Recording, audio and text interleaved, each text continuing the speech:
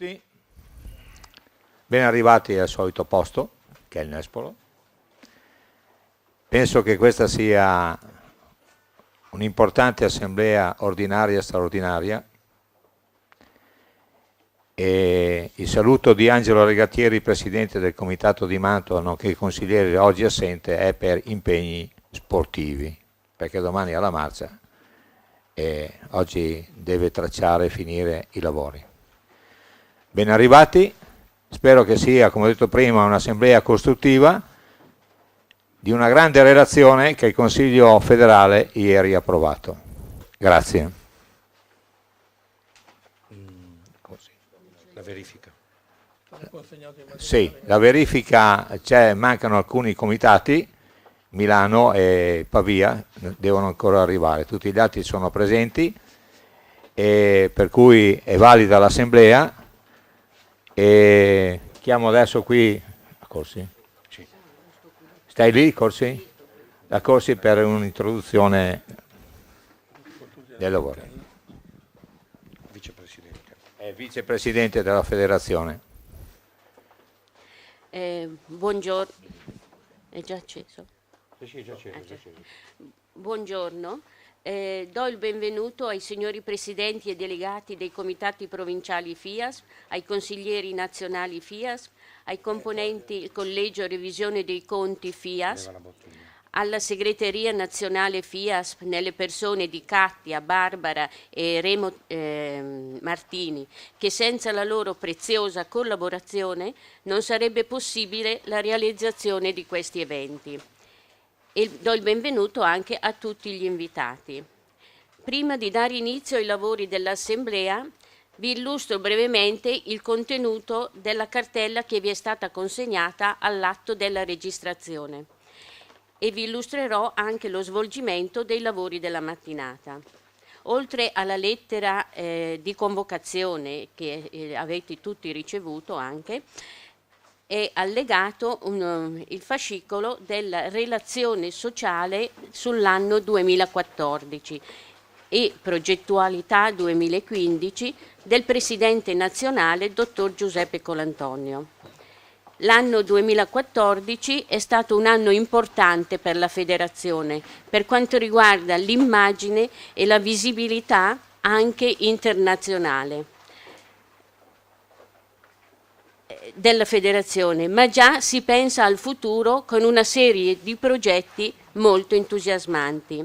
Nella cartella successiva c'è il rendiconto al 31 dicembre 2014 con la relazione del tesoriere e la relazione del Presidente del Collegio dei Revisori dei Conti. Dopo la discussione e l'approvazione di questi due documenti si concluderà l'assemblea ordinaria e dopo un breve intervallo alle ore 11 in prima convocazione e alle ore 12 in seconda convocazione ci sarà l'assemblea straordinaria per l'approvazione delle modifiche allo Statuto federale, che pure trovate nella cartella. Dopo la discussione e l'approvazione dello Statuto si concluderà anche l'assemblea straordinaria.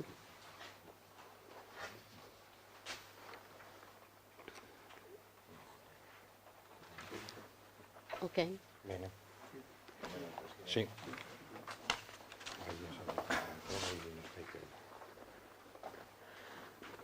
Propongo quale presidente d'assemblea l'avvocato Guidi Alberto.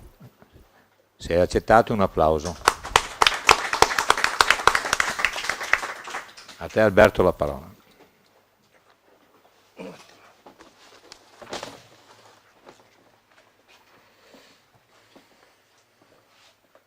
Prima di dare inizio formalmente ai lavori,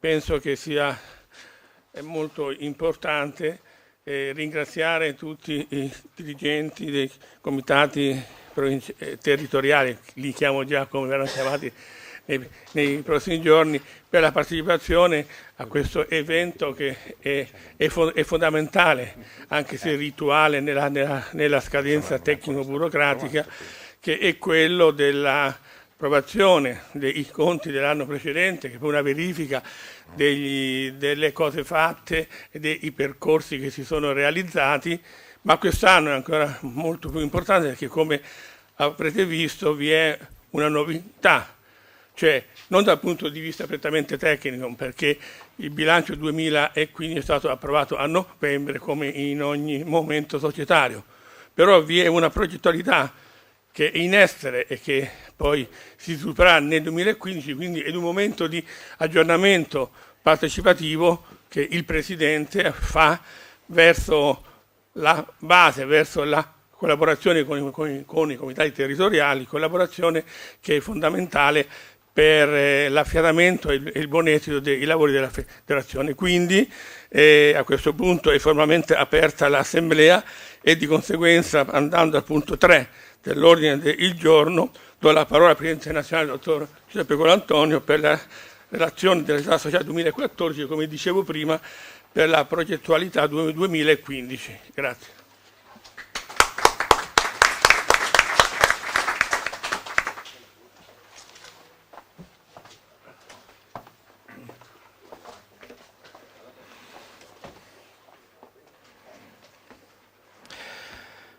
Buongiorno a tutti, grazie che siete qui presenti.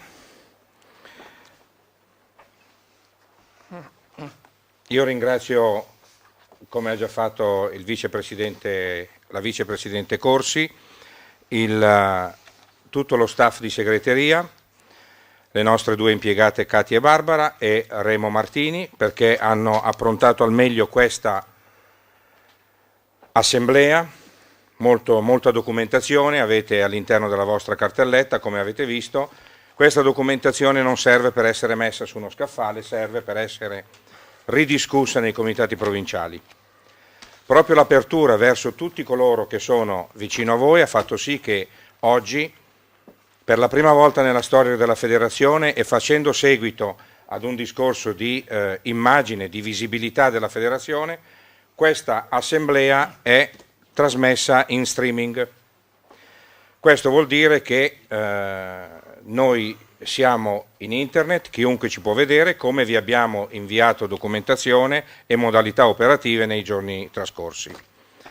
Io spero che questo sia per tutti, anche per chi non fa parte di questa federazione, un momento di visibilità, un momento anche nella quale noi ci presentiamo e ci presentiamo così a nudo, in un certo senso.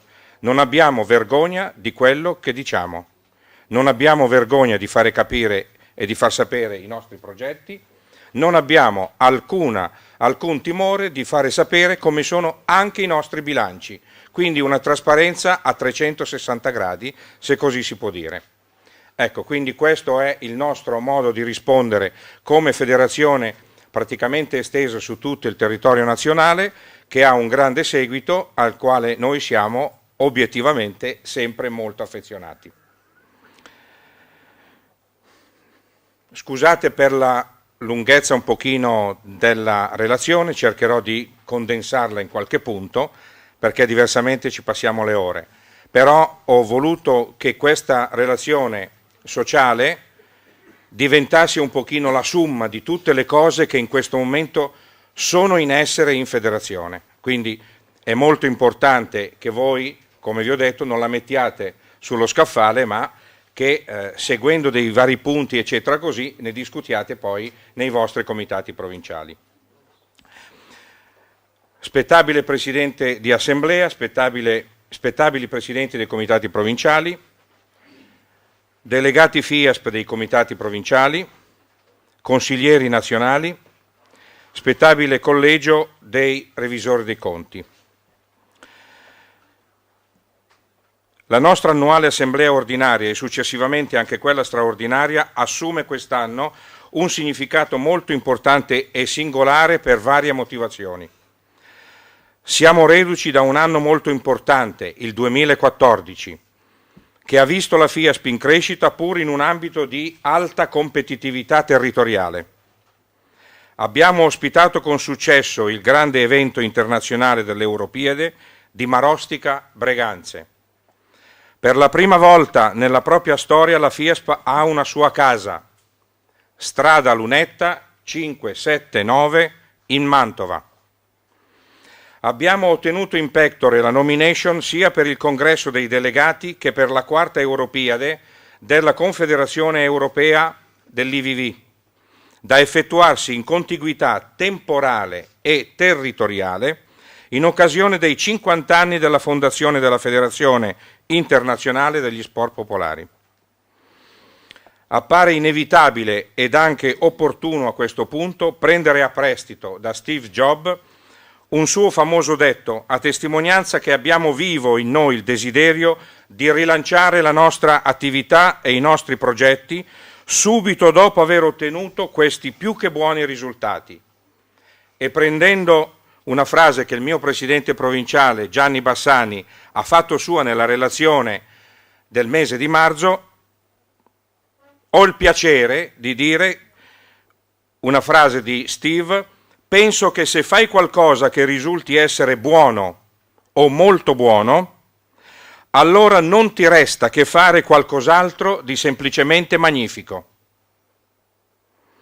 Non fermarti per troppo tempo al buon risultato, pensa solo a cosa fare dopo. Cari amici, spettabili dirigenti FIASP, il Consiglio federale sta svolgendo un lavoro più che buono e ha messo in atto iniziative che resteranno nella nostra storia per lungo tempo. Basti solo pensare all'adeguamento tecnologico della Federazione, alla revisione dello Statuto e all'acquisizione della sede della Federazione. 3 innovazioni distanti fra loro per contenuti, ma testimonianza di un lavoro di gruppo pensato, progettato, valutato e infine realizzato nell'interesse della Federazione da parte di coloro che avete nominato a far parte di questo Consiglio federale. Abbiamo realizzato e stiamo realizzando quanto ci eravamo proposti nella relazione programmatica 2013-2016 e non è tutto. Non siamo ancora pienamente soddisfatti, ma siamo smaniosi di fare ancora di più. Non è tempo di sederci a contemplare la strada già percorsa e soprattutto non abbiamo molto tempo per fermarci a gustare il buon risultato fin qui ottenuto, perché ora non ci resta che realizzare qualcosa di semplicemente magnifico. Questa sete o fama di guardare oltre è quanto di meglio possiamo avere, perché è indice di una federazione che non è uguale a se stessa e che vuole e pretende sempre di più, ad iniziare dai vertici e dai dirigenti.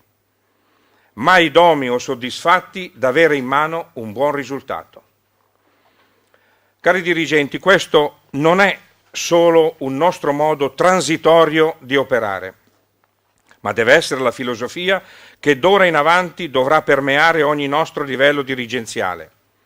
La gestione ordinaria di un gruppo, società, associazione, comitato provinciale o federazione non ci appartengono più come modus operandi o semplicemente come filosofia federale.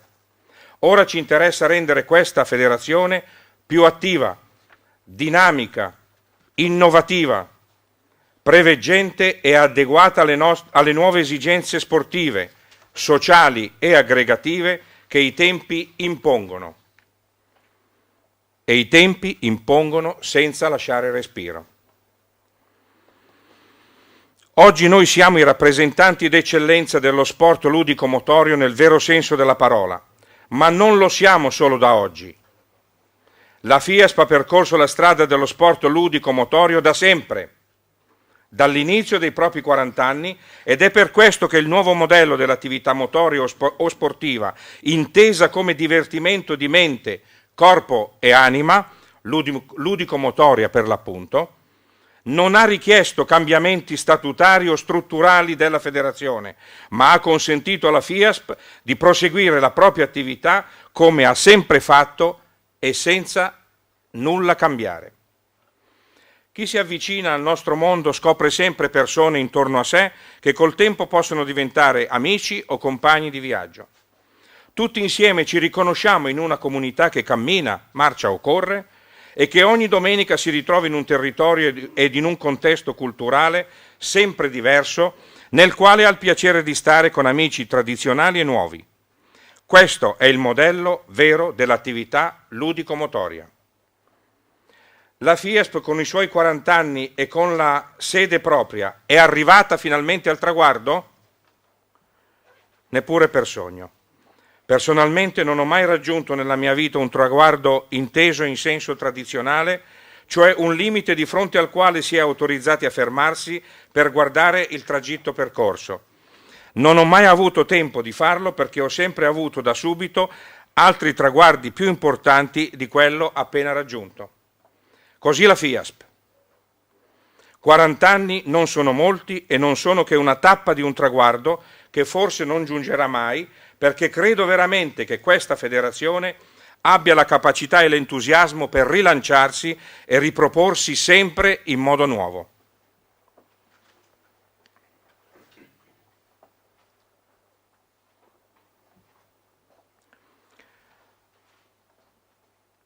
Modello federale sempre adeguato ed in linea con i tempi. In passato uno dei punti maggiormente delicati per molti nostri dirigenti è stato sicuramente, forse in alcuni casi lo è ancora, il senso di inferiorità che si aveva nei confronti e nei rapporti con altre federazioni o associazioni a noi similari. Negli ultimi anni però questa situazione si è completamente ribaltata, a tal punto che ritengo che la FIASP abbia iniziato a fare scuola. Badate bene, non è un autoincensamento ridicolo che faccio nei confronti della federazione o indirizzata a me o ai colleghi del Consiglio federale. Questo essere nuova guida è quanto ci viene riconosciuto da osservatori esterni appartenenti al cosiddetto mondo sportivo parallelo. Più recentemente, siamo stati i primi ad applicare quanto rimasto del primo Balduzzi. Prima ancora che le federazioni in filiera CONI prima ancora delle federazioni in filiera CONI e degli enti di promozione sportiva.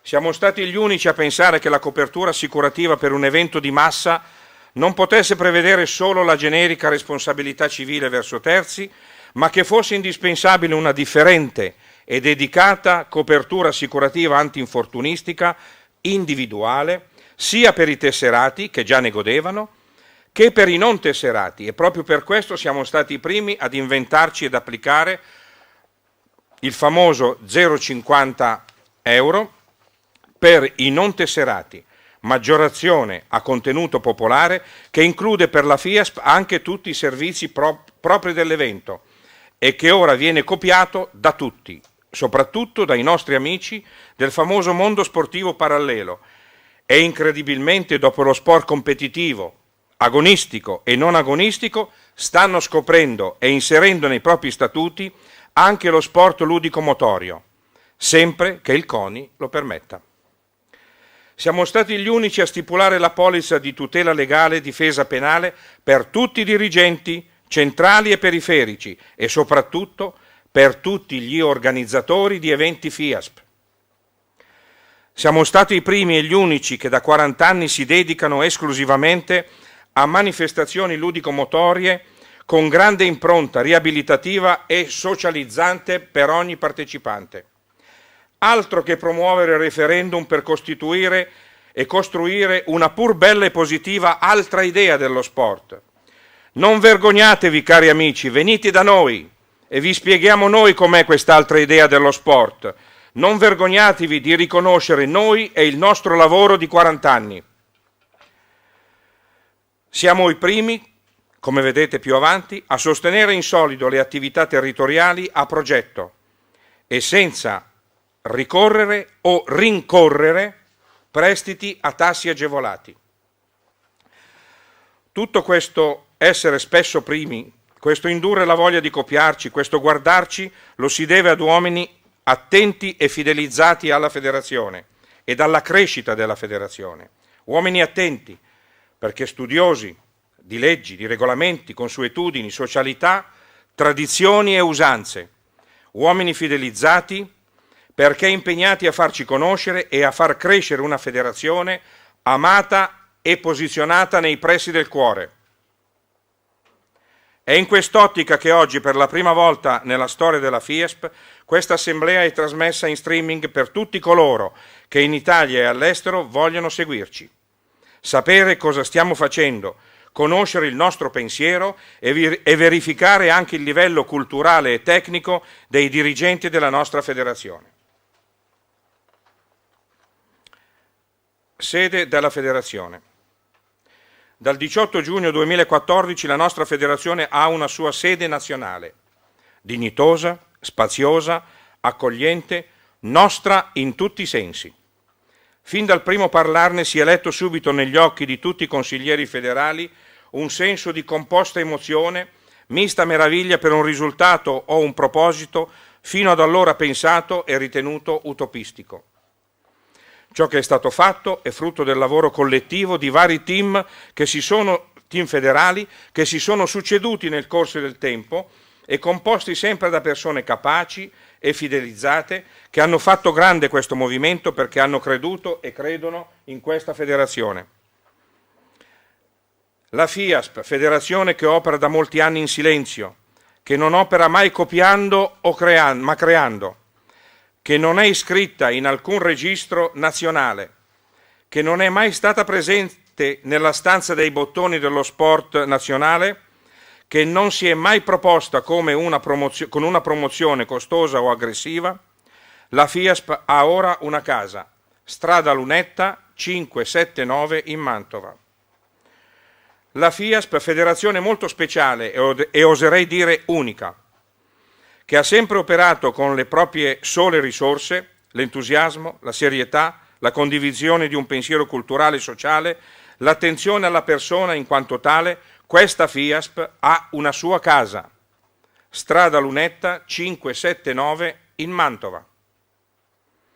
Quando si celebra o si ricorda un avvenimento come questo, ci si sente obbligati a pensare indistintamente a tutti quei volontari che hanno preceduto il mio lavoro e quello dell'attuale Consiglio federale e che hanno consentito un risultato così pregevole.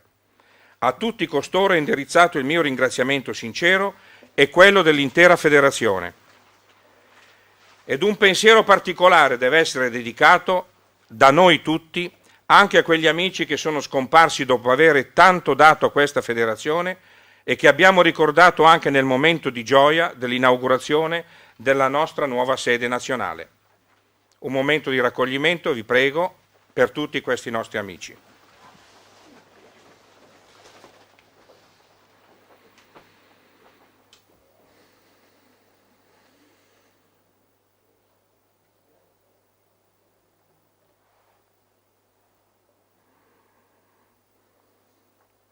Grazie.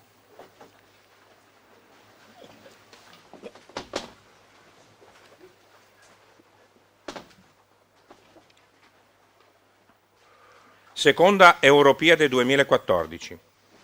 Nel giugno 2014 si è svolta a Marostica Breganze la seconda Europiade della Confederazione Europea dell'IVV. Per l'occasione lo staff di presidenza della FIASP ed il Consiglio federale avevano a suo tempo chiesto ed ottenuto la collaborazione sia del Presidente del Comitato Provinciale FIASP di Vicenza che dell'intero Comitato Vicentino, numericamente il più grande d'Italia. L'attesa dell'evento non è andata delusa e più di 2000 sono state le presenze degli stranieri, in gran parte provenienti dalla Germania, che si sono unite alla schiera dei 10.000 italiani. Ancora oggi gli amici stranieri ci ringraziano e si complimentano per la bellissima coreografia locale e territoriale che ha contornato l'evento, nonché per l'accuratezza e la scelta dei percorsi che hanno messo in risalto le peculiarità proprie di questo interessante e suggestivo territorio del Veneto. Non parliamo poi dell'ospitalità veramente squisita, connubio vincente tra l'ospitalità vicentino-veneta e quella insita nel genoma del Presidente del Comitato Provinciale FIASP di Vicenza, Enea Francesco. In questo contesto di gioia e di soddisfazione appaiono ancor più fuori luogo le operazioni critiche messe in atto all'indomani della chiusura dell'Europiade, veramente misere, prive di contenuti e di finalità. L'Europiade, come suo positivo effetto secondario, ha sicuramente messo in evidenza il grande affiatamento del gruppo facente capo al Consiglio federale, che ne è uscito rafforzato nelle proprie convinzioni, circa l'operatività e la possibilità di guardare più in alto ancora. A tutto il team federale va il mio personale ringraziamento, così come un corale ringraziamento della Federazione è indirizzata a tutto il Comitato Provinciale di Vicenza, al suo Presidente Nea Francesco e ai suoi collaboratori. Registrazione delle pertinenze del Codice 700. In evidenza avete la lettera che è giunta dalla compagnia assicurativa, nella quale si ribadisce il concetto che le liste dei non tesserati devono pervenire entro il terzo giorno successivo all'evento, presso la sede della compagnia assicurativa.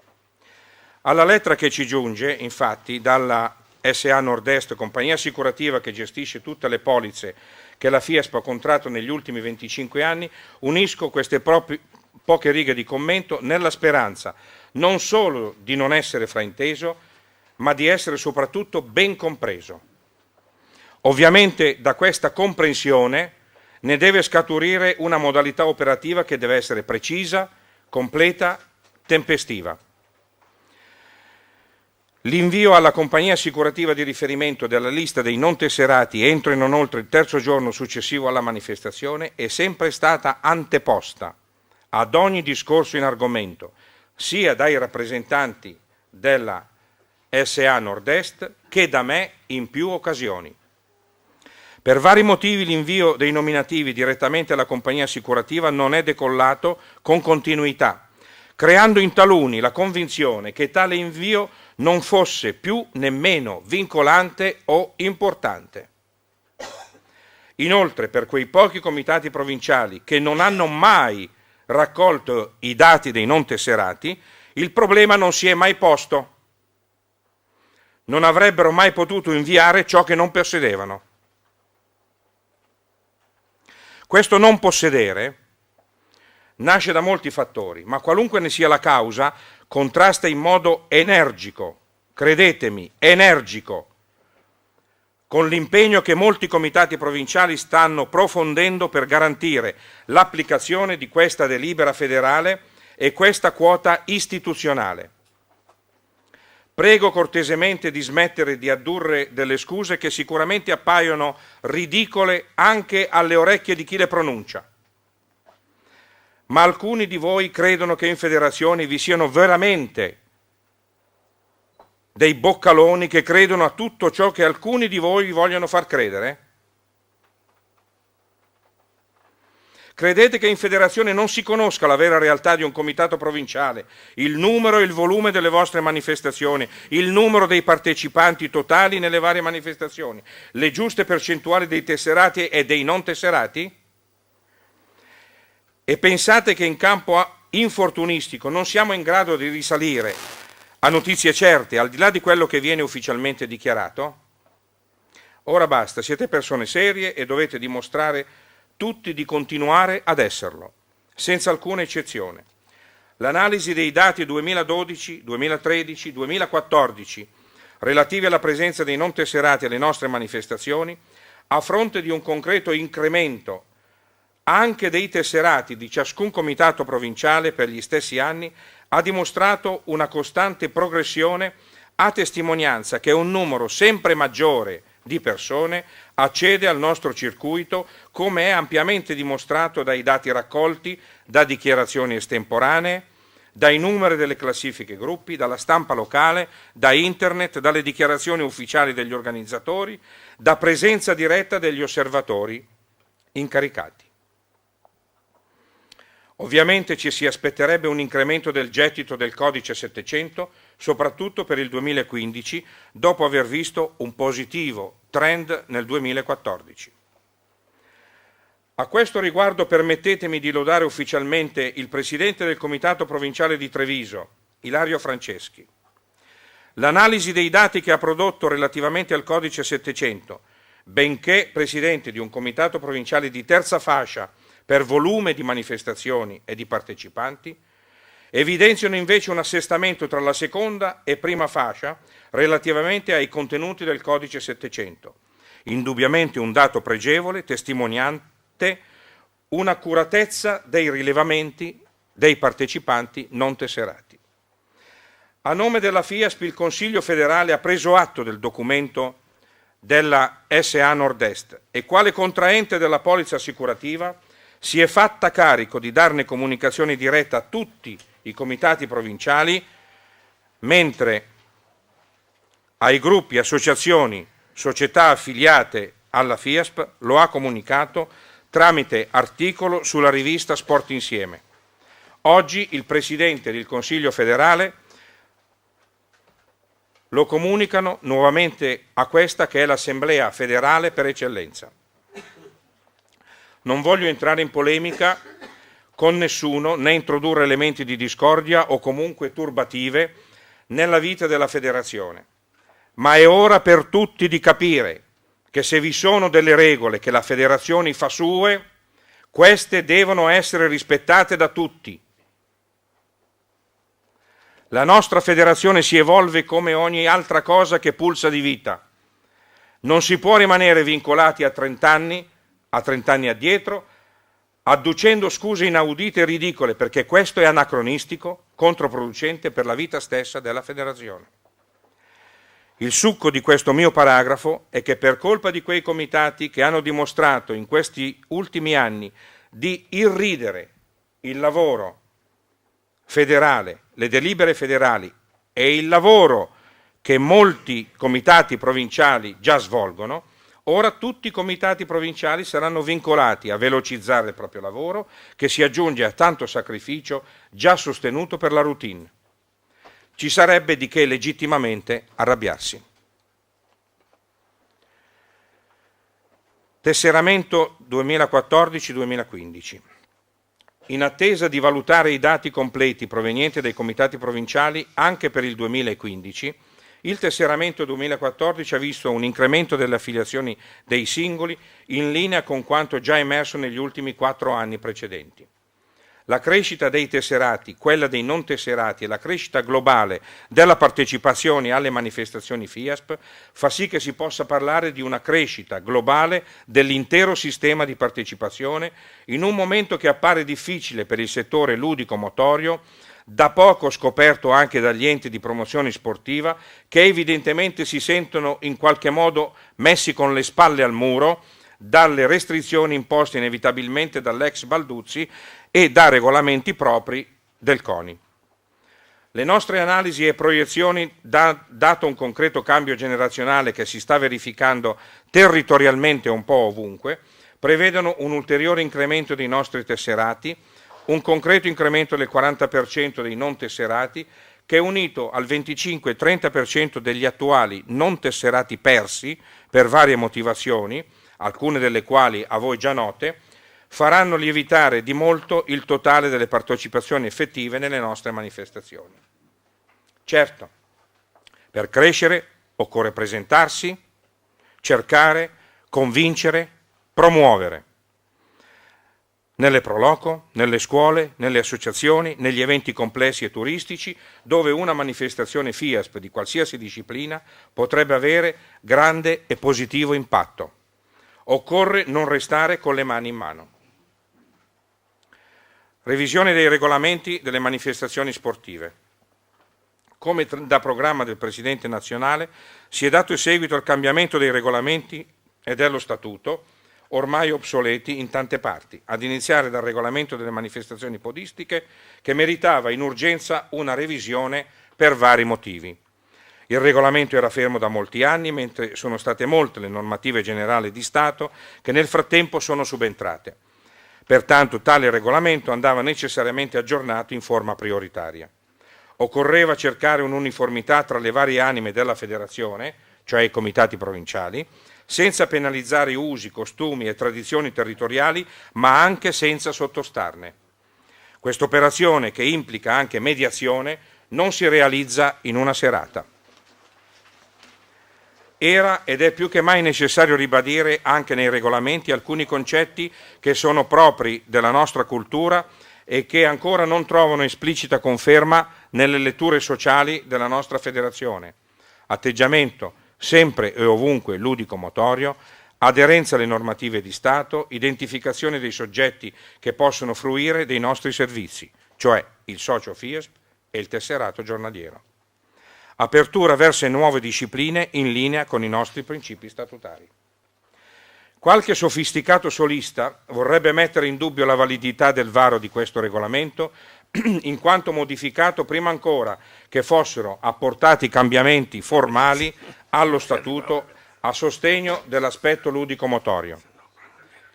Come sempre ringrazio per il contributo, ma ricordo che il Consiglio federale può modificare in ogni momento le norme dei regolamenti e che tutto il nostro Statuto trasuda di riferimenti, norme e espressioni pratiche che fanno capo senza ombra di dubbio agli aspetti ludico-motori, anche se questa dicitura non compariva in maniera franca.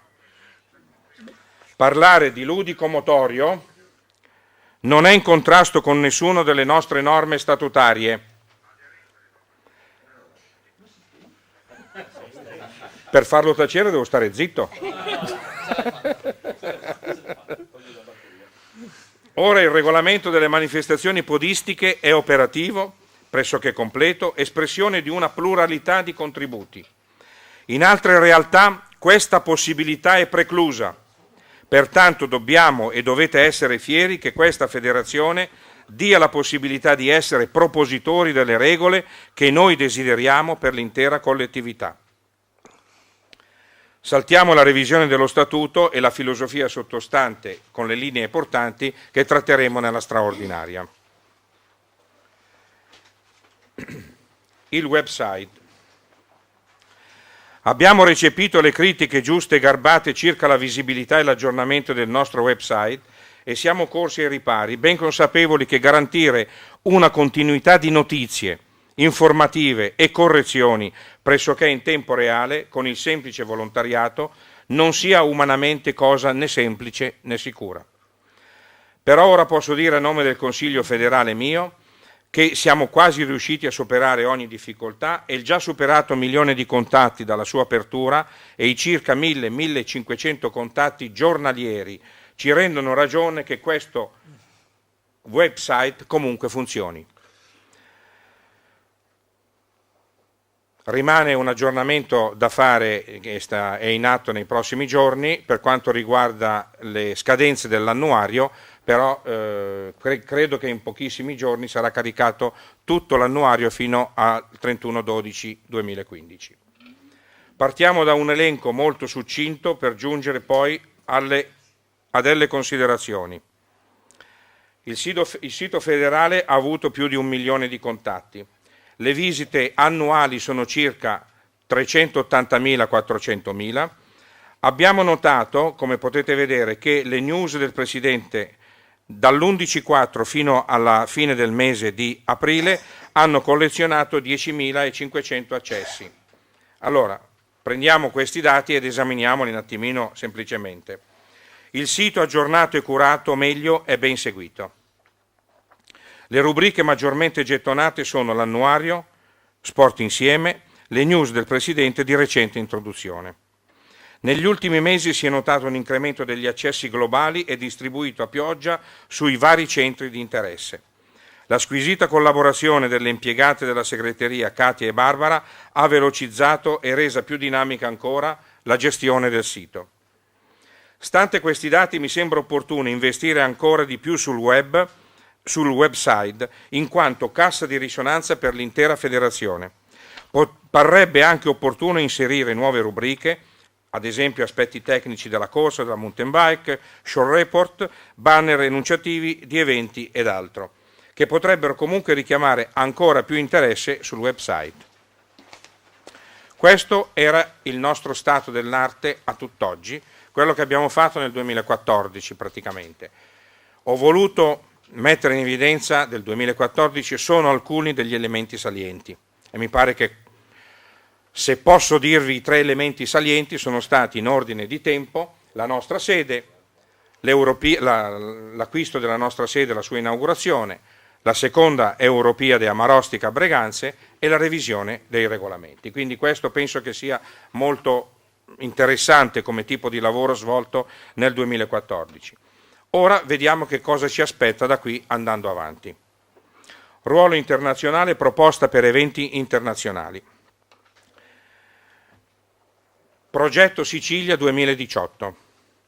Nel mese di aprile 2015 è stata presentata dalla FIASP alla dirigenza della Confederazione Europea dell'IVV la proposta di organizzare la quarta edizione dell'Europiade in Sicilia, celebrando in questa sede i 50 anni della Federazione Internazionale degli Sport Popolari.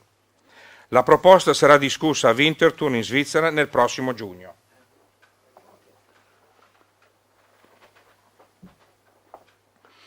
Inoltre, in occasione del prossimo congresso dei delegati che si terrà a Rio de Janeiro l'anno prossimo, la FIASP presenterà un secondo progetto per organizzare contemporaneamente all'Europiade il congresso dei delegati 2018 in Sicilia, verosimilmente in provincia di Trapani, nelle città di Mazara del Vallo o di Marsala, a seconda della decisione cui si giungerà dopo una supervisione che si farà entro la prima decade di giugno. Il motivo della scelta della Sicilia è importante per vari motivi. La Sicilia è meta turistica suggestiva e naturalmente spettacolare, un misto di natura, arte, cultura, storia. Si pensa che potrebbe attirare un maggiore numero di partecipanti sia italiani che stranieri. In Sicilia abbiamo un comitato provinciale, quello di Messina, che non si vergogna né di avere piccoli numeri né di proclamare a gran voce l'appartenenza alla FIASP. È il nostro ringraziamento per tanto affetto che sarà ripagato sicuramente da tanta partecipazione. Il presidente del Comitato Provinciale di Messina, presente nel comitato organizzatore, Nino Avò, è persona degna di ogni stima, educata, preparata umanamente e culturalmente. Soprattutto è persona affidabile e fiaspino convinto, merita fiducia incondizionata e non ci farà rimpiangere organizzazione e ospitalità dell'Europiade di Marostica Breganze. La nostra vetrina non può essere sempre quella di un grande comitato provinciale, ma la nostra forza è quella di dare energia anche ai comitati meno importanti numericamente, motivandoli e coinvolgendoli, come quello di Messina per l'appunto.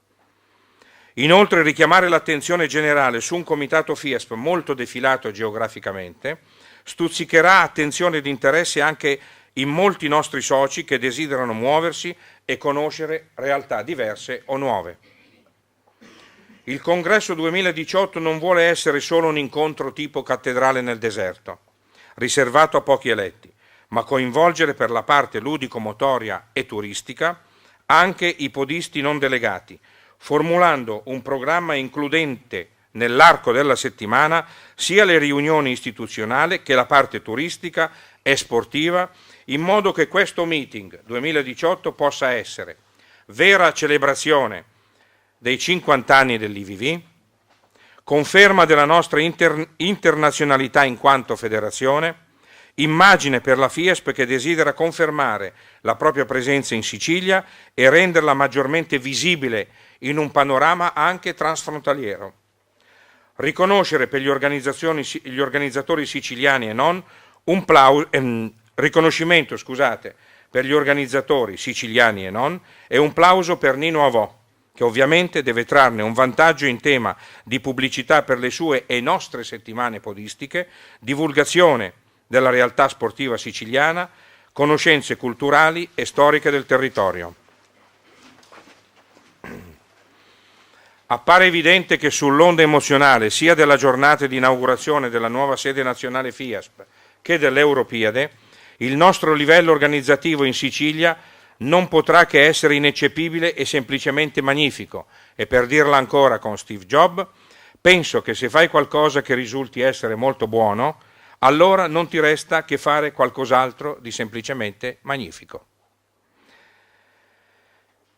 È con questo spirito che il Consiglio federale ed io personalmente intendiamo buttarci in questa che reputo essere una vera impresa, sia per la maestosità e la complessità dell'evento, sia per le difficoltà della competizione in sede di scelto a Rio de Janeiro, sia per il coinvolgimento della nostra intera federazione, dove ognuno che lo desideri sarà responsabile dell'organizzazione o della realizzazione di uno specifico settore, istituzionale, ludico-motorio, di segreteria, logistico, turistico, informatico e non ultimo nel settore dell'ospitalità.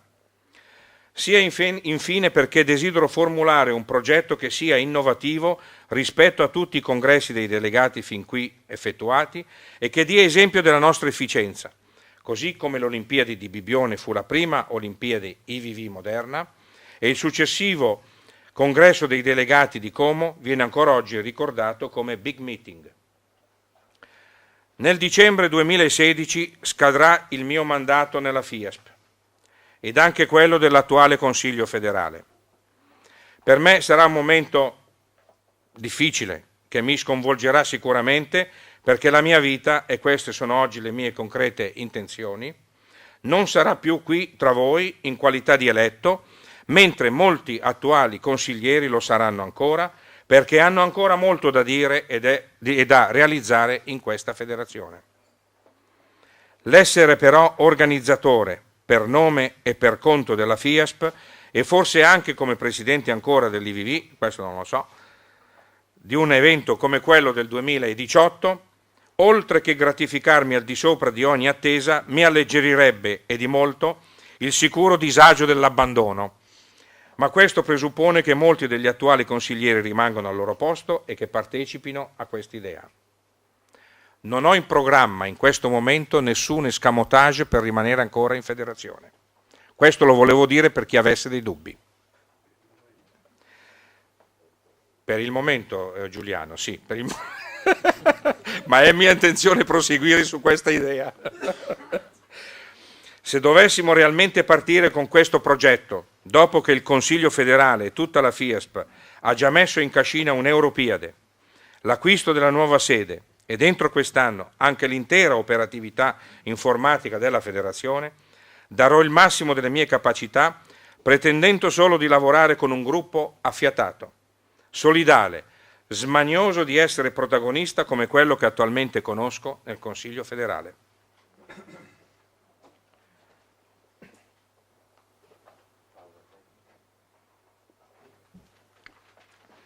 Innovazione tecnologica. Il 12 gennaio ultimo scorso la Gazzetta Ufficiale ha pubblicato la notizia che nella pubblica amministrazione, a partire dal 2016, si darà l'addio al cartaceo. Spero che questo lo sappiate già. Vale anche per noi. Per maggiore correttezza e dettagli ricordo che il decreto della Presidenza del Consiglio dei Ministri si intitola Regole tecniche in materia di formazione, trasmissione, copia, duplicazione, riproduzione e validazione temporale dei documenti informatici, nonché di formazione e conservazione dei documenti informatici delle pubbliche amministrazioni. Non si parla di cartaceo. Se queste saranno le regole, mi sembra che la FIASP abbia precorso i tempi ed appare quindi veramente utile insistere nel progetto che la Federazione sta coltivando da tempo, cioè la messa online dei nostri dati federali. Siamo nel 2015 ed avevamo promesso che per il 2016 ci sarebbe stata una completa informatizzazione delle comunicazioni riguardanti soci e affiliazioni di gruppi, associazioni, società. Oggi possiamo dirvi che grazie al contributo di Umberto Brini, il cui comitato provinciale per primo ha varato un programma di completa informatizzazione, Andrea Gusella e Gianni Bassani, questo progetto è in fase di operatività. Sarebbe ingiusto dimenticare anche il programmatore e ricercatore Alessandro Gambera, ora in una missione umanitaria in Bolivia, ma sempre collegato all'Italia tramite Skype, che sta facilitando l'operatività di tutto il sistema dell'innovazione tecnologica, seppur da lontano. 3 sono i momenti nei quali siamo attualmente impegnati, 2 ormai quasi acquisiti, il nuovo tesseramento e l'archiviazione dei dati storici in una piattaforma.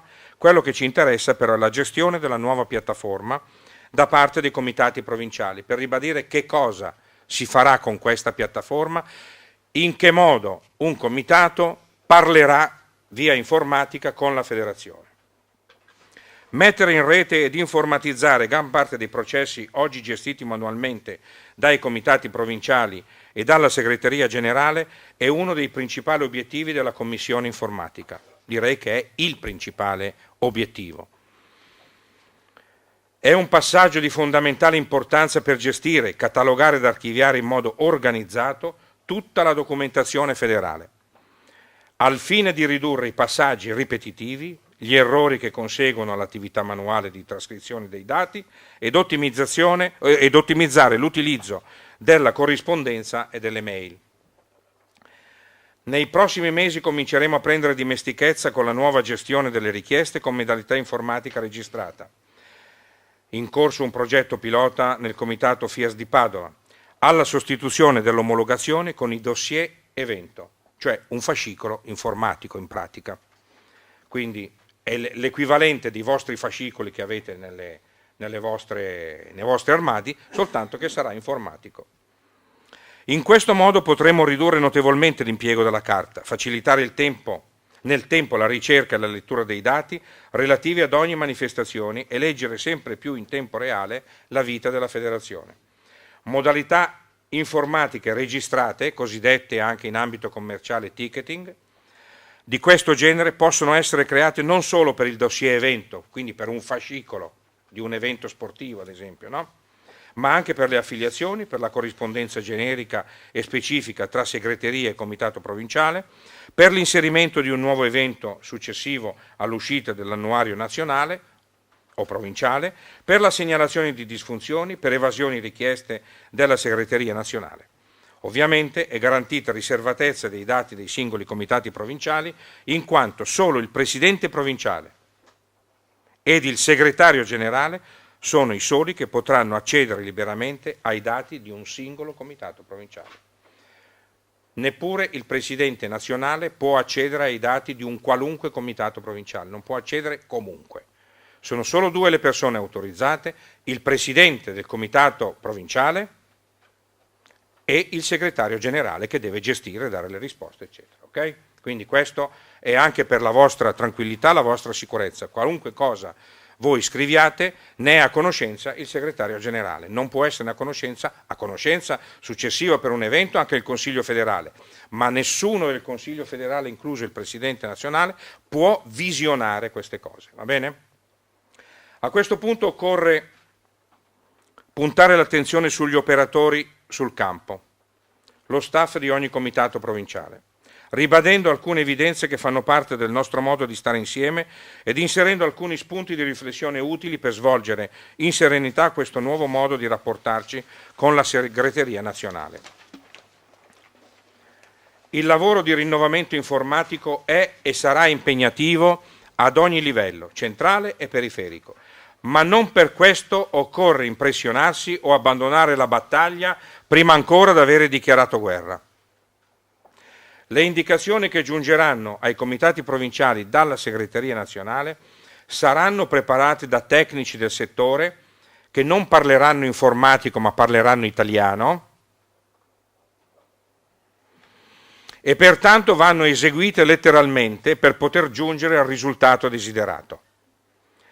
Ma tutti i comitati potranno contare, e questo è molto importante, sui tutor, che territorialmente saranno incaricati di guidare i comitati provinciali sia per la compilazione ed invio dei dati che per il futuro utilizzo della piattaforma.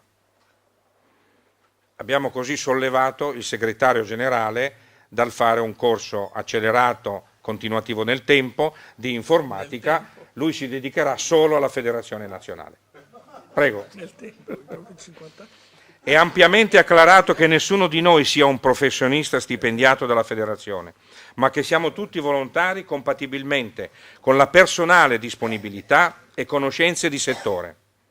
Nei nostri rapporti interpersonali non dobbiamo mai dimenticare questo concetto che fa di noi una federazione speciale. Proprio perché siamo tutti volontari, l'informatizzazione della federazione ed il trasferimento di funzionalità operative verso e dai comitati consentirà a tutti di risparmiare tempo e costi, a vantaggio di qualità e fruibilità immediata delle informazioni.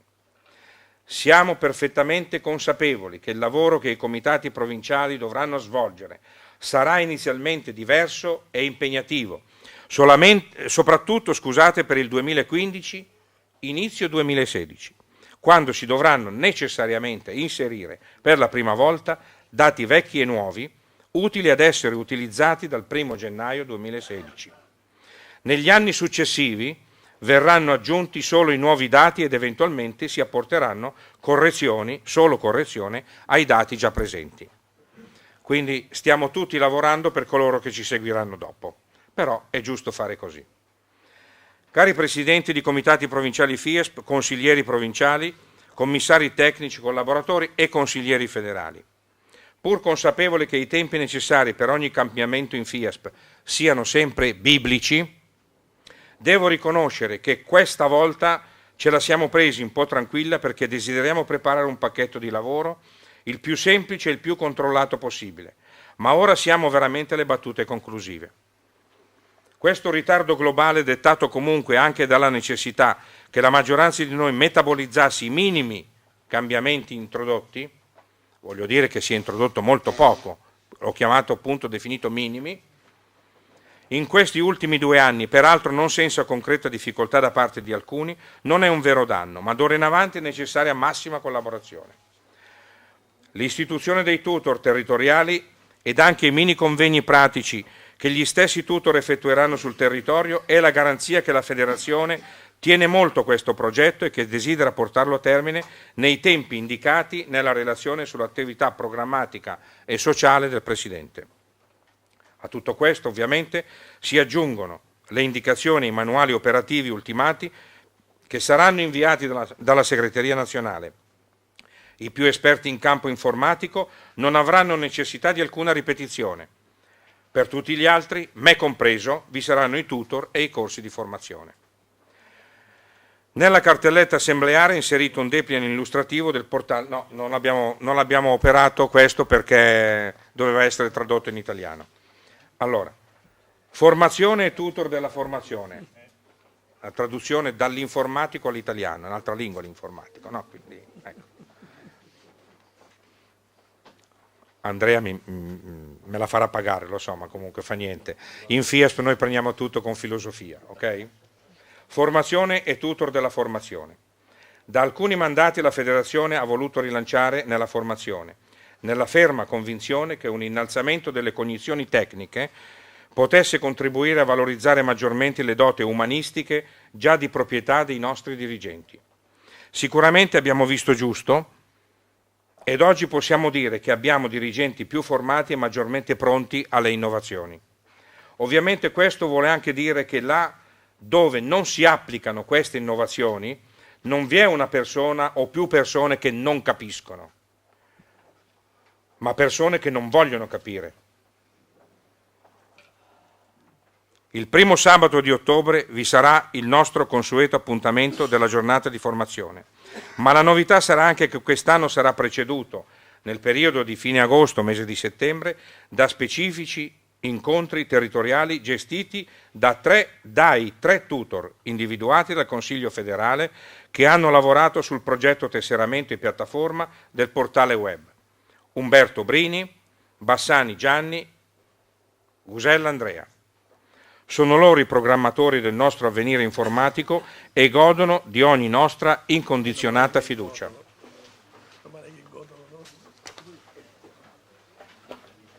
Che noi ormai non godiamo più. Se qualcuno dei tutor l'ha preso da questa relazione che era un tutor, beh, la prenda con filosofia, ok? Quindi non ci sono problemi.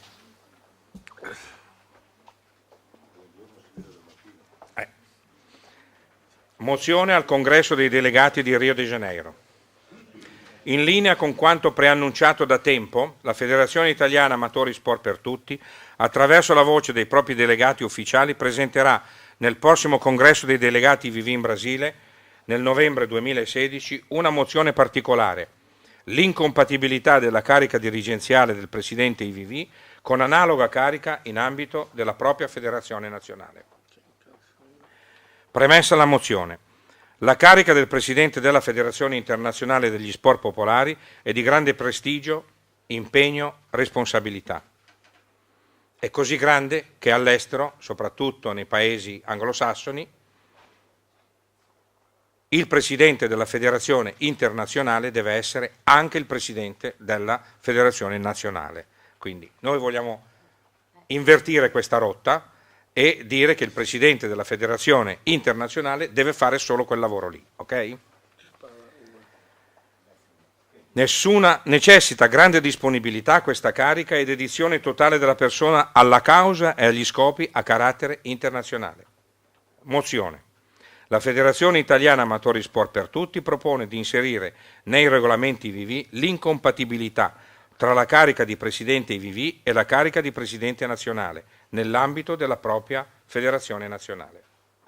Il razionale della mozione sarà strutturato in questi termini. Si struttura in genere una mozione. Per quanto brava una persona possa essere nella vita, c'è sempre il rischio che gran parte del tempo venga dedicato o assorbito dalla propria federazione nazionale e venga pertanto tolto alla dedizione che la federazione internazionale richiede. In ambito puramente etico, poi, il presidente internazionale deve essere de jure e de facto super partes. Pertanto non dovrebbe ricoprire contemporaneamente la dirigenza di due federazioni. Attività istituzionale a progetto.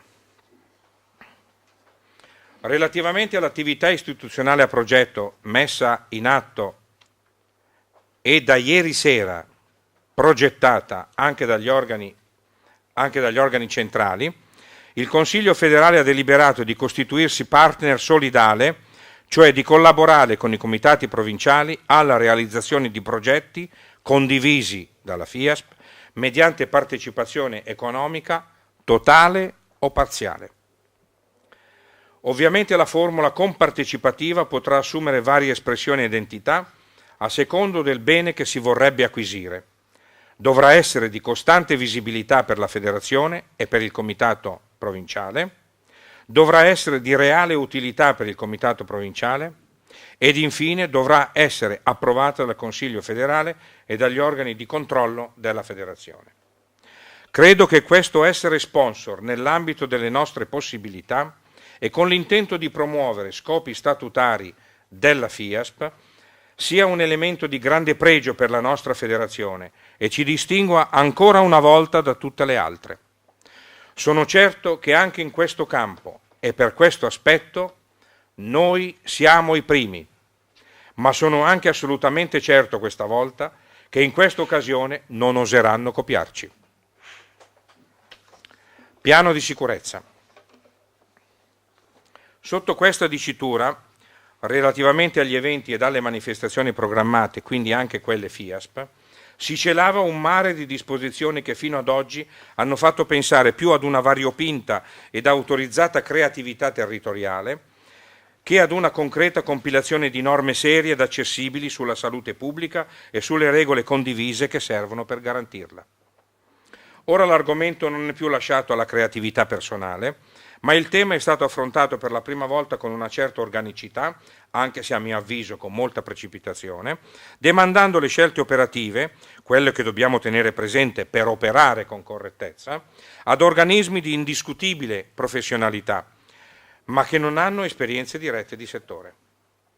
In data 5 agosto 2014 la conferenza unificata tra il Ministero della Salute, Regione e Province Autonome di Trento e Bolzano sull'organizzazione e assistenza sanitaria negli eventi e nelle manifestazioni programmate ha elaborato un accordo tra le parti che dovrebbe consentire di unificare il panorama italiano sul tema della sicurezza e non renderlo più creativo.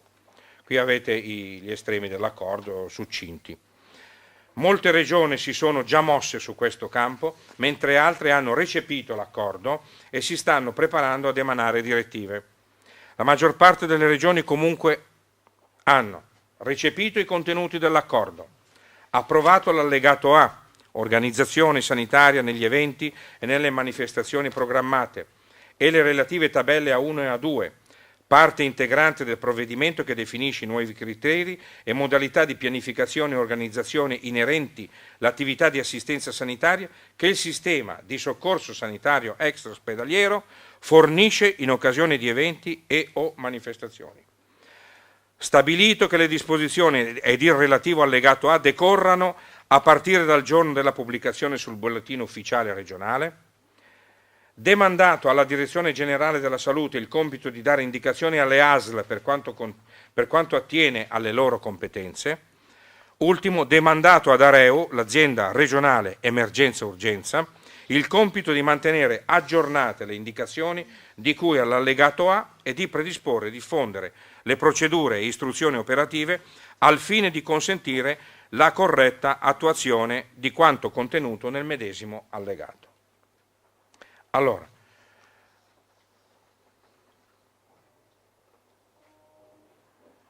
allegato A e A1 e A2 non sono altro che delle integrazioni per calcolare un certo punteggio, va bene?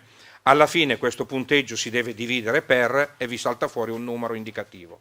Quel numero vi configura un rischio molto alto, alto, basso, molto basso e in base a quel tipo di rischio che voi avete totalizzato come score, come punteggio finale, voi, la REU, vi indica quante ambulanze avete bisogno, quanti mezzi a piedi, insomma, cose di questo genere.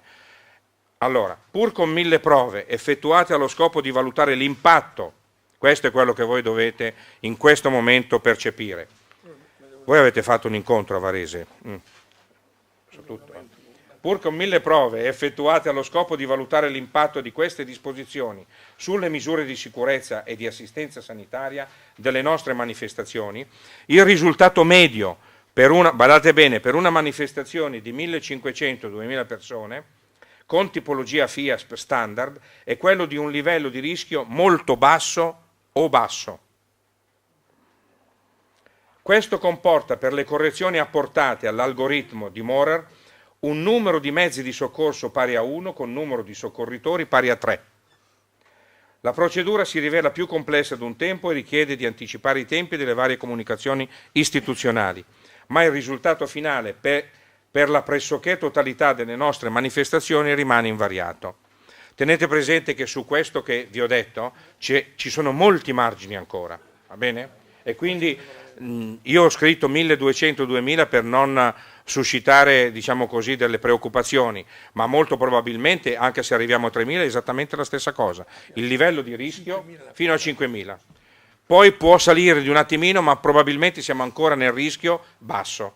Quindi a quel punto il numero delle ambulanze è esattamente quello che noi già abbiamo approntato. Quindi non ci cambia praticamente nulla, mentre invece va a cambiare le procedure per arrivare a quella definizione. Va bene? Ritengo sia un dato estremamente positivo che ora vi sia una normativa precisa, benché un po' elaborata. Ora sappiamo cosa dobbiamo fare e in quali tempi dobbiamo farlo. Rimango però piuttosto confuso nel pensare che pur in una globalizzazione ormai acclarata, per manifestazioni analoghe nel resto d'Europa tutto è molto più semplice e soprattutto meno costoso. In Germania non esiste un piano di sicurezza. Quindi tenete presente che una manifestazione può essere anche di 1500-2000 persone e l'ambulanza si chiama al telefono se c'è bisogno. Quindi problemi, vedete che sono differenti, pur essendo globalizzati ormai, ma le interpretazioni sono un pochino, chiamiamole regionali, per intendere le macro regioni europee. Se mi è concesso, mentre il Balduzzi si riferiva solo alla filiera CONI ed ai soli soggetti obbligati, questo provvedimento, badate bene, va dalle manifestazioni su strada alle manifestazioni podistiche, le processioni, i funerali, ovunque, cioè vi sia un assembramento di persone. Okay? Quindi vogliono un pochino normare tutto questo settore. Per amor di Dio, io ritengo che l'esserci delle norme sia molto meglio che non lasciarle alla libera invenzione, perché poi ci sono troppe discrepanze tra una provincia e un'altra, neanche elaborarlo eccessivamente, però lodo il fatto che si voglia un attimino organizzare. Non rientra. Questo è un argomento abbastanza importante che vi prego di prestare attenzione, soprattutto chi gestisce anche dei gruppi. Non rientra in questo specifico argomento, ma preferisco trattare qui ufficialmente il quesito inviatoci da un nostro tesserato, che comunque riguarda una particolare forma di sicurezza, quella del presidente di un gruppo, associazione, società FIASP, e potrebbe essere sicuramente di esempio per molti altri dirigenti. Il presidente di questo sodalizio ci chiede: qualora il presidente di un gruppo, associazione, società FIASP presentasse una lista gruppo dei propri soci tesserati per un evento noto per non essere coperto da garanzia assicurativa antinfortunistica individuale, si rende in qualche modo complice dell'organizzatore che non ha ottemperato alle leggi previste in materia? È in qualche modo responsabile verso i propri soci tesserati qualora qualcuno di loro dovesse infortunarsi? In caso di infortunio, il socio tesserato può chiamare in corresponsabilità, oltre all'organizzatore, anche il proprio presidente di gruppo, associazione, sodalizio? Io ringrazio Molteni Sandro e indirettamente il Comitato Interprovinciale di Milano Monza Brianza, cui Sandro Molteni appartiene, per la segnalazione di questa, che è una particolarità solo di facciata, in quanto le manifestazioni di pertinenza territoriali, oratoriali, ecologiche, e che hanno queste caratteristiche, sono veramente molte e possono interessare anche il nostro mondo per motivi campanilistici, di amicizia tra organizzatori o semplicemente per comodità territoriali o affinità di intenti. Dirimere una materia così complessa non è facile, partiamo dai dati certi. Partiamo col dire che ogni evento, manifestazione aperta al pubblico è coperta da responsabilità civile verso terzi. Quindi se vi sono comunicazioni, volantini, depliant della manifestazione, questo è un atto di comunicazione collettiva ed è essa stessa garanzia della buona fede di chi la promuove. Quindi non occorre porsi il problema se sia in regola o indagare per parteciparvi o no. Nella deprecata ipotesi che l'evento non sia assicurato, l'organizzatore, badate bene, l'organizzatore ne risponde personalmente ed altrettanto ne avrà da rispondere l'amministrazione comunale per mancata vigilanza. Si vuole ricordare che per ogni manifestazione si chiede l'autorizzazione all'autorità locale di pubblica sicurezza che, eccetto nelle città, è rappresentata dal sindaco. L'autorità locale verifica la compatibilità con altri eventi e la copertura assicurativa per la responsabilità civile verso terzi, ma non verificherà certamente la copertura antinfortunistica, essendo questa una specifica incombenza individuale ed obbligatoria nel caso il soggetto organizzatore faccia parte di federazioni sportive nazionali.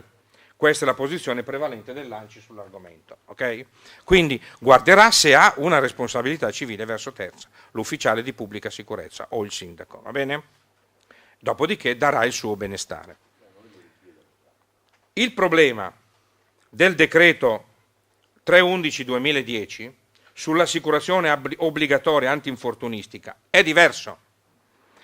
Infatti l'articolo 1,2 recita: le federazioni sportive nazionali, le discipline sportive, associati e gli enti di promozione sportiva di seguito denominati soggetti obbligati sono tenuti alla stipula dell'assicurazione obbligatoria oggetto del presente decreto per conto e nell'interesse dei soggetti assicurati. Viene ribadito il concetto, tra l'altro, che il pagamento del premio deve essere effettuato solo tramite i soggetti obbligati, cioè le federazioni. Infatti vogliamo qui ricordare che i soci FIASP sono assicurati nell'ambito del versamento della quota federale e i non soci nell'ambito del versamento della maggiorazione sul contributo di partecipazione, ma sempre tramite il soggetto obbligato, cioè la propria federazione. La partecipazione ad eventi di questo tipo è libera e vi si può accedere sia come singolo partecipante che come iscritto presentato in lista gruppo. Entrambe le posizioni però devono essere tutelate dal punto di vista delle garanzie assicurative e questo aspetto è di stretta pertinenza dell'organizzatore, non del presidente di un sodalizio che presenti la propria lista di gruppo. Ora ne derivo che oratori, proloco, comunità riabilitative, associazioni confessionali o genitoriali, eccetera, non sono soggetti obbligati, le federazioni, che avevamo visto, e di conseguenza spesso succede o che queste associazioni semplifichino il problema ignorandolo o i più coscienziosi integrino la responsabilità civile verso terzi con assicurazione generica che copre anche gli infortuni, anche se di natura e contenuti diversi dalla nostra polizza assicurativa. Ma il dato di partenza è che chi organizza un evento ne è unico responsabile per gli effetti dello stesso in materia di autorizzazione e di sicurezza assicurative, per cui un evento lesivo che interessa un partecipante è solo ed esclusivamente attribuibile all'organizzatore, che in base all'articolo 2043 del Codice Civile è tenuto al risarcimento del danno cagionato dal suo comportamento doloso o colposo. Tenete presente che qui ci potrebbe essere anche un'estensione di questo concetto. Un organizzatore che non fa pagare lo 0,50, a parte che commette un errore gravissimo perché va contro le disposizioni federali, ma questo organizzatore risponde in proprio e in solido. Solido vuol dire roba sostanziosa, i soldi, gli sghei, ecco, di fronte ad un soggetto non assicurato. Non ho detto niente, ma chi ha orecchie per intendere, intenda. E voi, presidenti di comitati provinciali, dovete veramente fare un'opera di vigilanza su queste cose, va bene?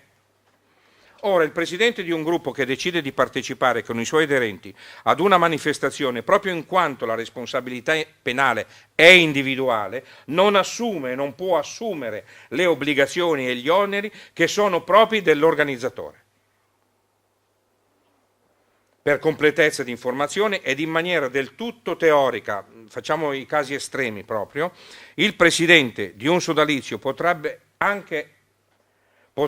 essere solo in qualche modo coinvolto per avere partecipato o consigliato di partecipare ad un evento notoriamente privo di misure di sicurezza ed esposto a noti pericoli, che è cosa ben diversa dalla mancanza o meno di una assicurazione antinfortunistica dei partecipanti. In questo caso, e nella deprecabile ipotesi di un sinistro di un proprio socio, che nell'ambito dell'attività sociale ha partecipato all'evento, lo stesso aprirà un'avvertenza risarcitoria con l'organizzatore, ma non certo contro il proprio presidente, e per un solo momento ammettendo e denegando il fatto che il presidente possa essere chiamato in solido. L'attività del presidente, per l'appunto quella di portare i propri iscritti a partecipare ad una manifestazione, è coperta, come sappiamo, da assicurazione FIASP, la cosiddetta assicurazione del presidente. Okay? Quindi il succo di questa domanda è che un presidente di gruppo, associazione, sodalizio, quello che è, può far partecipare, presentare una lista gruppo dei propri soci anche ad un evento che è risaputo non avere tutte le garanzie assicurative. Quelle di base, la responsabilità civile verso terzi, l'avrà di certo, diversamente viene chiamato in causa anche l'amministrazione pubblica, okay? In questo caso il sindaco. Revisione completa dei regolamenti. Aggiornato ed approvato il regolamento delle manifestazioni podistiche, probabilmente anche lo statuto in fine mattinata, nel giro di pochi mesi appronteremo la revisione completa di tutti i regolamenti rimanenti in modo da poterli distribuire all'assemblea di fine anno che si terrà a Crema, sia per la presentazione dell'annuario 2016 che per l'assemblea per la discussione e approvazione del bilancio di previsione 2016. Con questo impegno portato a termine, anche la revisione dei regolamenti e statuto sarà completata ed archiviata, completando uno degli impegni che questa Presidenza aveva enunciato nella relazione programmatica 2013-2016. Polizza di tutela, solo un attimo, ormai abbiamo terminato. Polizza di tutela legale e difesa penale. Questo capitolo della nostra storia si inserisce in un più ampio discorso che desidero fare anche in questa occasione, perché anche la trattazione sulla polizza di tutela legale, difesa penale, assuma tutto il suo valore.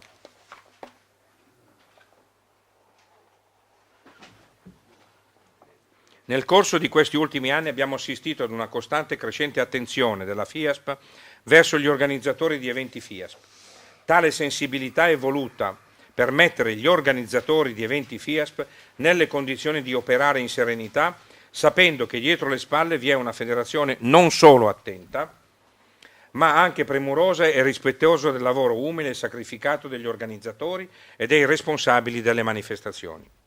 Non solo, ma la federazione da tempo ha concentrato l'attenzione anche sul settore dei partecipanti occasionali non soci. nervo scoperto che una riforma Balduzzi ha indirettamente creato e fatto diventare una realtà di cui tenere conto in ogni caso, soprattutto in relazione a responsabilità dirette degli organizzatori. Anche in questo caso la FIASP, vera ed unica realtà ludico-motoria nel panorama dello sport italiano, che accetta ed incentiva la presenza dei partecipanti non soci, ha fatto sì che questo corposo nucleo di partecipanti potesse beneficiare di una assicurazione antinfortunistica individuale come richiesto a norma di legge, i cui costi non sono mai stati addossati all'organizzatore. Alla FIASP, avendo adeguati massimali assicurativi secondo il DPCM del 3 novembre 2010, tenuto conto che sia la responsabilità civile verso terzi che le problematiche civilistiche sono già tacitamente assolte dalla compagnia assicuratrice, godendo i partecipanti tesserati e non tesserati delle garanzie assicurative imposto dal decreto Balduzzi, non rimaneva che lavorare per la polizza tutela legale per la difesa in sede penale, progetto facile a dirsi, ma molto complesso e difficoltoso a realizzarsi. Va sempre ricordato, questo per nozione assodata, che all'apertura di una pratica risarcitoria per l'infortunio a causa di responsabilità civile verso terzi, la compagnia assicuratrice assume in proprio l'azione legale di difesa in sede civile. Ma non sempre le cose si fermano a questo punto, potendo ravvisarsi nella gravità di un infortunio o nella pretestuosità dell'infortunato elementi che dal campo civilistico sfociano in quello penale. È proprio qui dove cessa ogni protezione assicurativa FIASP. È proprio qui il punto dove l'organizzatore resta scoperto e solo.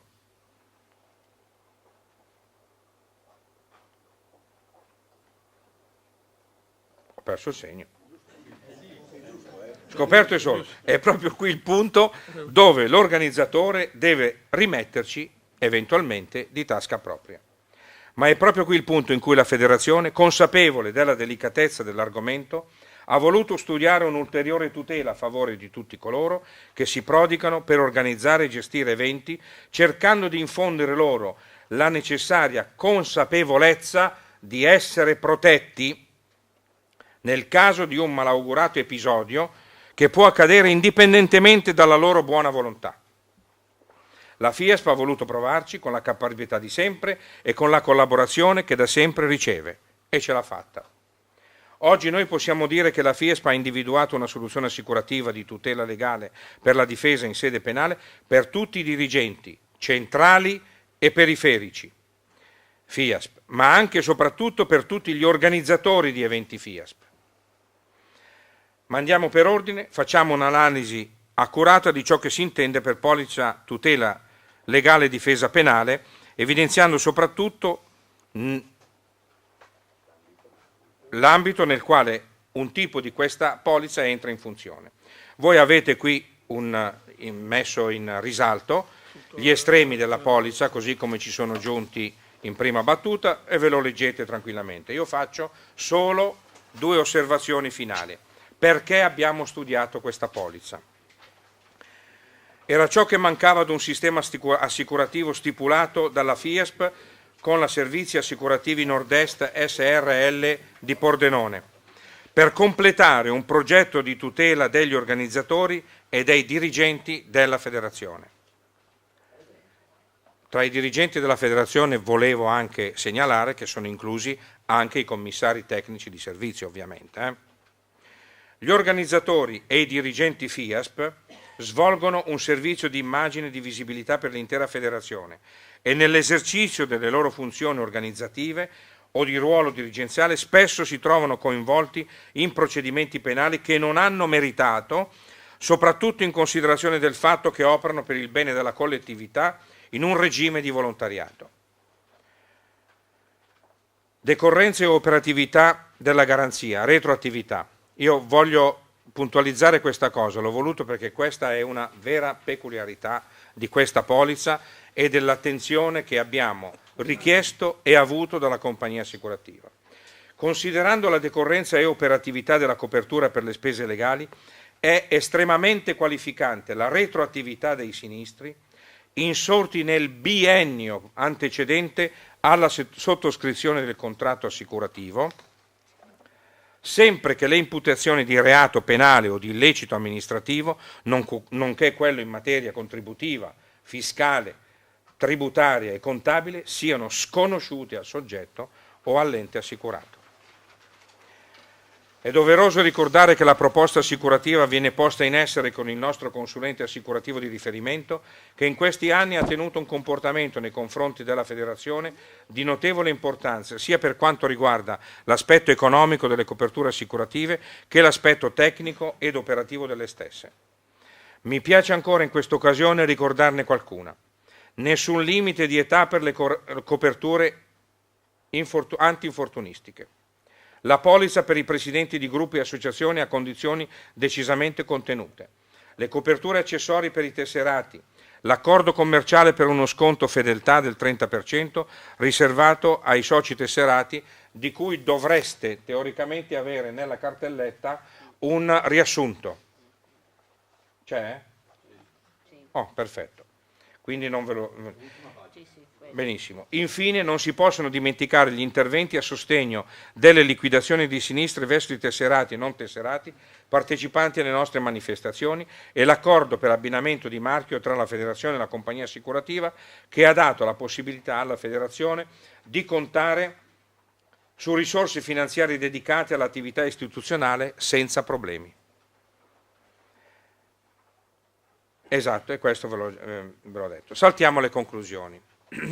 Allora, come al solito le conclusioni sono un po' come i botti dei fuochi d'artificio finale, no? Fanno un pochino di rumore, però non prendetevela perché ovviamente sono conclusioni che ho ponderato, quindi che non ho messo così di getto, però sono conclusioni che mi interessa voi percepiate nella giusta importanza. Scusate per questa relazione tecnica un po' troppo lunga che vi ha comunque fatto capire quanto sia grande ed articolato il lavoro dietro le quinte di una federazione che osa definirsi a ragione grande. Insieme si stanno producendo un numero molto alto di iniziative che non rimangono solo sulla carta, ma sono già diventate operatività, immagine, comunicazione, confronto, rinnovamento. Il 2014 è stato un anno molto produttivo dal punto di vista della nostra visibilità, sia in Italia che all'estero. Il 2015 resta un anno di transizione in vista di un 2016 molto complesso e molto tecnico già sulla carta. A nome del Consiglio federale mio personale desidero ringraziare tutti voi che mi avete ascoltato, ma voglio ringraziare soprattutto il lavoro rutinario, silenzioso, costante, a volte noioso, ripetitivo, non riconosciuto, impegnativo, snervante che presidenti, delegati e collaboratori dei comitati provinciali svolgono da sempre e recentemente con molta maggiore professionalità ed affetto verso la Federazione. Capisco come non sia facile accettare di cambiare la routine, ma il cambiamento è necessario, lo impone la società, lo impone il crescente lavoro presso le vostre territorialità, ma anche presso la dirigenza della nostra Federazione. Dobbiamo cambiare perché è inevitabile che sia così. In un recente passato vi ho chiesto attenzione per i non tesserati. C'è chi ha capito e chi non se l'è presa più di tanto. Non funziona così un rapporto di collaborazione e soprattutto non si applicano così le regole federali e le delibere federali. La Federazione non chiede soltanto per farvi lavorare di più, chiede perché è necessario per tutti, ma soprattutto per la vostra sicurezza e quella dei vostri organizzatori di eventi. Ricordiamoci che esporre gli organizzatori a responsabilità che sono invece già ampiamente tutelate dalla Federazione per la vostra deliberata disattenzione nell'applicazione delle delibere federali, e mi riferisco alla non applicazione dello 0,50 per i non tesserati, è un atto altamente immorale. Ho detto immorale.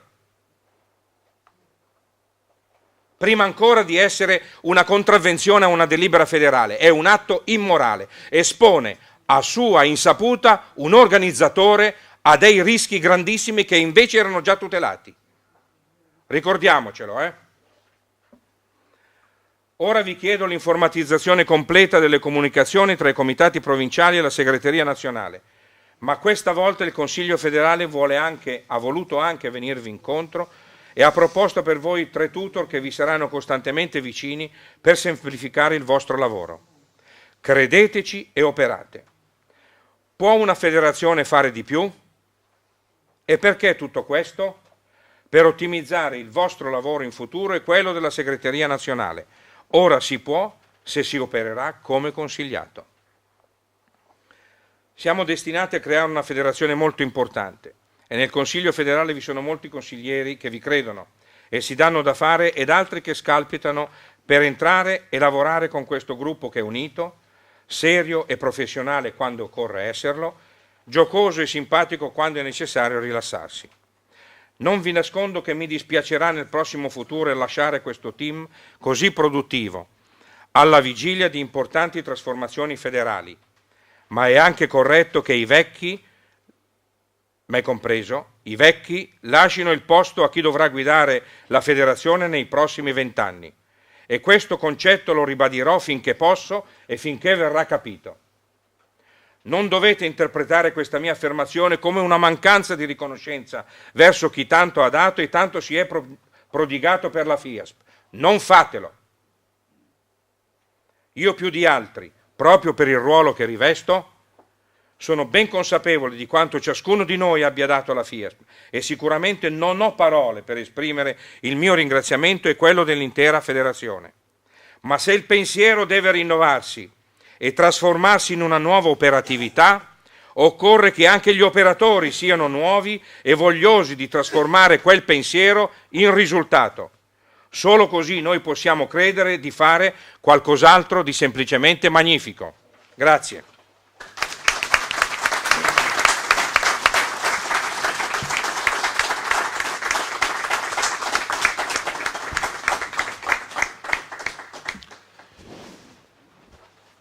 Bene, ringraziando il Presidente nazionale per il lavoro lungo, dico anche immane, che l'ha portato poi a tradursi in questa relazione che ci ha posto in evidenza, era necessario, quello che è lo stato dell'arte della federazione per il periodo corso, ma quello che è più importante è anche il cammino che vogliamo fare, dove vogliamo andare, e questo più che mai, questa relazione rispetto anche a quelle degli anni precedenti, coinvolge, stimola, provoca, anche se giustamente critica molte volte, l'operato di noi tutti, ma verso l'obiettivo ad maiora di migliorare. A questo punto andiamo ora verso una fase molto più tecnica, forse molto più essenziale e scarna, però spero che veramente questa lunga relazione abbia, per chi forse ogni tanto perde di vista dov'è e a quale entità ormai grande come il nostro Presidente appartiene, sia anche un motivo di orgoglio e di consapevolezza. Ciò detto, devo passare la parola per il rendiconto economico finanziario 2014 al tesoriere nazionale. Prego di intervenire.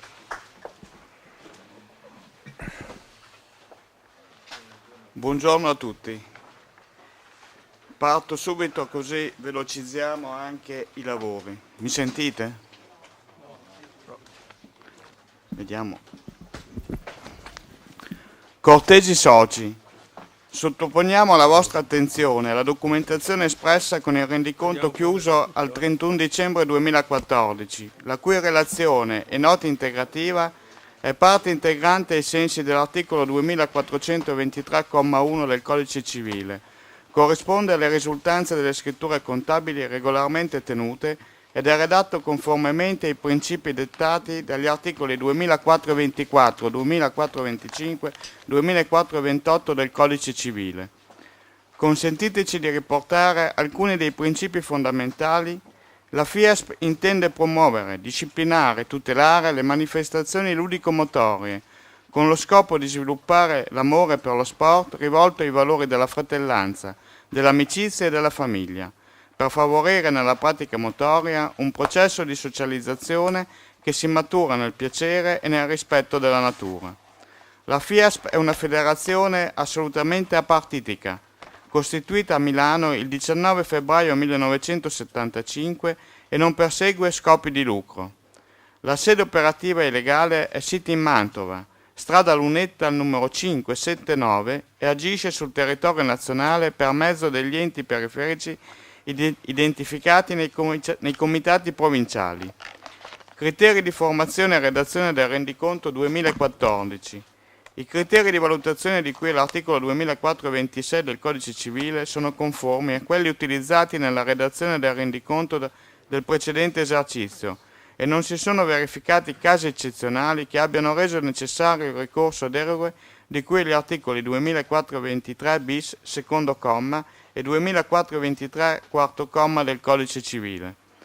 Ove applicabili sono stati altresì osservati i principi e le raccomandazioni pubblicati dagli organi professionali competenti in materia contabile, al fine di dare una rappresentazione veritiera e corretta della situazione patrimoniale e finanziaria.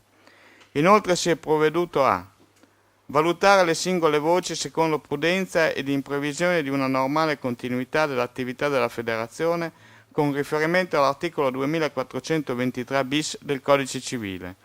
Determinare le entrate e le uscite nel rispetto della loro manifestazione finanziaria e non per competenza, riscontrate sugli estratti conti bancari della Federazione, senza snaturare le impostazioni contabili previste nello scorso esercizio, comprendendo anche la ripartizione prevista ed eseguita per i comitati provinciali, nonché il dovuto conguaglio richiesto dalla compagnia assicurativa relativamente alla copertura infortuni. Le entrate derivanti dall'esercizio dell'attività istituzionale non sono sottoposte alla normale imposizione fiscale, essendo le stesse entrate finalizzate al perseguimento degli scopi istituzionali previsti dallo Statuto federale, richiamate dalla legge 398-1991, legge per la quale la Federazione ha inviato a suo tempo l'opzione per la sua applicazione. Situazione e andamento della gestione. Informazioni sulle voci dello stato patrimoniale, attività. Immobilizzazioni, criteri di valutazione. Le immobilizzazioni sono state iscritte al costo di acquisto, non sono state effettuate operazioni di rivalutazione volontariamente o per legge.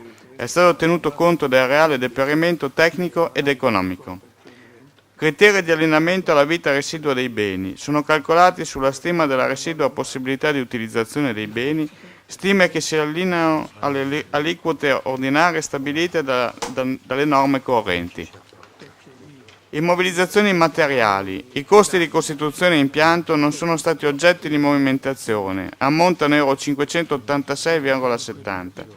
Immobilizzazioni finanziarie. Sono stati sottoscritti titoli obbligazionari a garanzia del finanziamento chirografo per la nuova sede FIASP. I titoli sono delle obbligazioni a tasso fisso per la durata di mesi 36, scadenti il 5 gennaio 2016. Immobilizzazioni materiali. Nel corso del 2014 si è provveduto alle necessarie opere di ristrutturazione delle sede, acquistate nel 2013, opere edilizie, rifacimento completo degli impianti essenziali, acquisizione di nuovi arredi e quant'altro necessario per la normale attività federale. Si è provveduto ad alienare o a mandare al macero le immobilizzazioni non più utilizzabili. Vengono indicate di seguito le uscite per ristrutturazione più significative.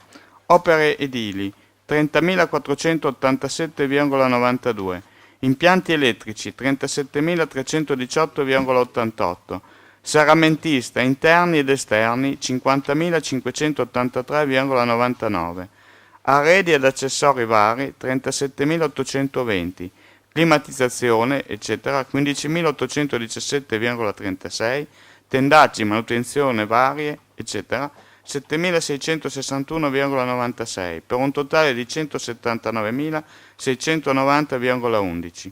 Rimanenze. Criteri di valutazione. Le rimanenze sono state valutate e iscritte nel rendiconto al costo storico di acquisizione. Contenuto.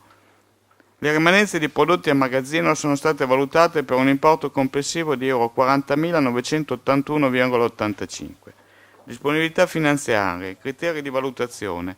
Le disponibilità finanziarie espresse in euro per cassa, banca e posta sono state valutate e iscritte come da norma al loro valore numerario.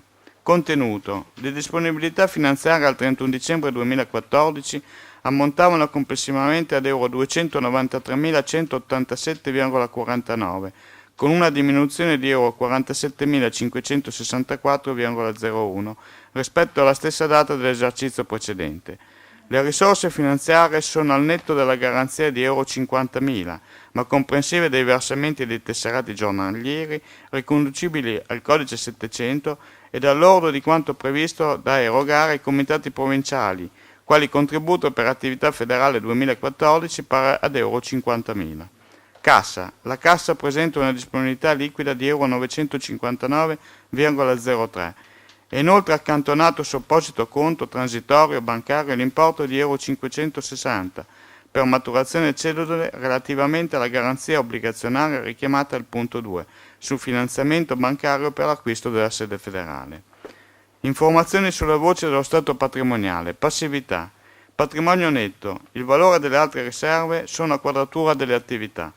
Il risultato della gestione dell'esercizio 2014 è negativo per importo di euro 49.683,19. Il totale del patrimonio netto ammonta a euro 435.167,29. Il patrimonio netto risulta aumentato per euro 111.726,92 riconducibile alla patrimonializzazione della sede federale, pur in presenza di un disavanzo negativo che viene assorbito dalle riserve su avanzi complessivi di gestione degli esercizi precedenti. Criteri di valutazione. I debiti sono stati esposti sul rendiconto di gestione al valore nominale. Le voci di maggior rilievo sono rappresentate da debiti verso banche, fornitori per beni o servizi, nonché il fondo di trattamento di fine rapporto lavoratori dipendenti, pari ad euro 29.617,35. Il finanziamento chirografo, tasso fisso, per acquisto della sede, ha una durata residua di mesi 43, fino al 16 luglio 2017. Si evidenzia che la rata mensile ammonta ad euro 1916,50 ed il debito residuo per capitale è pari ad euro 74.447,56. Tutti i debiti verso fornitori sono in scadenza entro l'esercizio successivo. Voci di maggior rilievo. Per i fornitori, Grafiche Stella 27.940,89, GE Leasing 6.730,13, Telecom 218,50, GLS 721,63, GEM 1083,05, spese condominiali 2014 4.706,40, rata finanziamento 1.916,50, Groupama Assicurazioni 26.060, altri 2.211,73 per un totale di 71.588,83. Trattamento di fine rapporto il 31/12/2013 27.039,78, quota maturata 2014 2.622,18, imposta sostitutiva 44,61, fondo accantonato 2014 29.617,35. Altri debiti tributari 981,23, contributi istituti previdenziali 1.629, conguaglio premio assicurativo 25.100, totali debiti per attività 128.916,41. Fondo per rischi ed oneri. Il fondo di solidarietà viene valorizzato ad euro 10.000. Viene costituito un fondo per imposte e tasse per euro 4.133,55. Viene riportato l'importo del contributo per l'attività federale relativa al codice 700, tesseramento giornaliero, da versare ai comitati provinciali pari ad euro 50.000. Il contributo viene valorizzato comprendendo anche i versamenti eseguiti entro il giorno 31 del mese di gennaio 2015, quali importi di competenza 2014 relativamente alla partecipazione dei tesserati giornalieri. Informazioni sulle voci del conto economico entrate. Attività istituzionale. Entrate di maggior rilievo. Affiliazioni società omologazioni 153.227,50. Affiliazione soci 174.797. Calendari nazionali 12.829. Inserzioni su riviste 4.400. Tessere 5.911,50. Abbonamento Sport Insieme 3.098, altre entrate e varie 35.535,97. Entrate per tesseramento giornaliero al 31 gennaio 2015 213.532,80. Per quanto riguarda le uscite, per attività istituzionali le uscite di maggior rilievo abbiamo spese di tipografia 68.705,46, salari e stipendi 28.573, F24 contributi, ritenute, tasse 21.493,85, IVV quota annuale 13.424, assicurazioni 75.360,60, rimborsi ai consiglieri soggetti autorizzati 28.941,41, ristoranti e spese di rappresentanza 22.611,50, merci, stoffe, spille, eccetera 3.126,80, spese di cancelleria e materiali di consumo 11.257,41, consulenze 7.365,44, affitto sede precedente di Via Veneto fino a agosto 2014 3.333,24, spese telefoniche 2.049,61, TFR del personale, quota annuale 2.622,18, spese per oggetti di rappresentanza 1.992,26, affitti sale per convegni e assemblee 208. Proventi e oneri finanziari. Gli oneri finanziari al netto dei proventi finanziari per banca e posta relativamente a commissioni, spese, bolli su conto, eccetera, ammontano ad euro 1.446,44. Vengono considerate le scritture di periodo 1 gennaio 31 dicembre. Proventi e oneri straordinari. Gli oneri straordinari riportano il contributo per l'attività federale relativa al codice 700, espletata dai comitati provinciali nel corso del 2014. I versamenti sono in fase di verifica e conseguentemente successiva erogazione nei tempi e modi indicati e deliberati dal Consiglio federale. Comprendono anche le spese per inaugurazione, sede, acquisto automezzi e abbigliamento federale. Il risultato di gestione è negativo per euro 49.683,19. Il risultato dell'esercizio viene imputato a diminuzione delle riserve. Per quanto riguarda il rendiconto, mi limiterò la maggior parte dei numeri sono già stati indicati nella nota integrativa e nella relazione. A questo punto, anche per velocizzare, mi limiterò a indicare i totali delle varie voci. Immobilizzazioni immateriali 586,70, le immobilizzazioni materiali 317.176,77, immobilizzazioni finanziarie 50.000, totale immobilizzazioni 367.763,47, crediti da inserzioni 732 euro. L'attivo circolante ha un totale di 40.000, le rimanenze di magazzino hanno un totale di 40.981,85, disponibilità finanziarie 293.187,49, per un totale dell'attivo circolante di 334.169,34 e un totale dell'attivo di 702.664,81. Patrimonio netto ammonta a 435.167,29, debiti derivanti dall'attività 203.363,97, fondi per rischi ed oneri 64.133,55, totale del passivo 702.664,81. Per quanto riguarda il conto economico, totale delle entrate istituzionali 600.651,77, entrate a carattere commerciale 2.680 euro, totale generale delle entrate 603.331,77.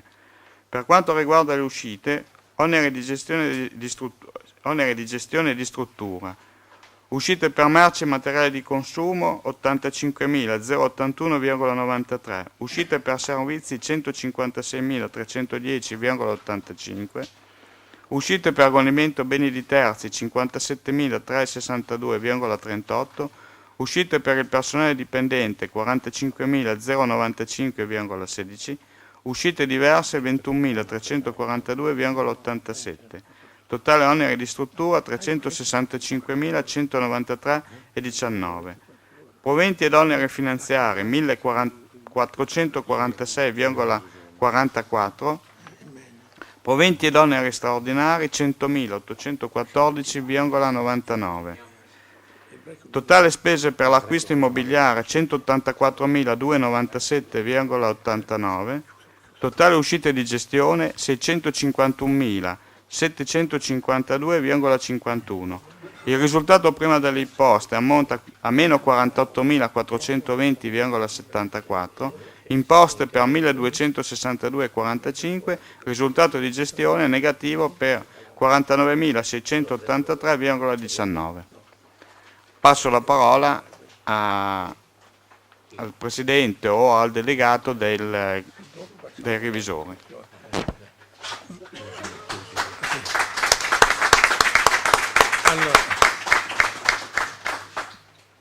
Allora, ora si prosegue con l'ordine del giorno tecnico-contabile e avremo la relazione del collegio di revisione che verrà illustrata dal dottor Tosini. Giusto?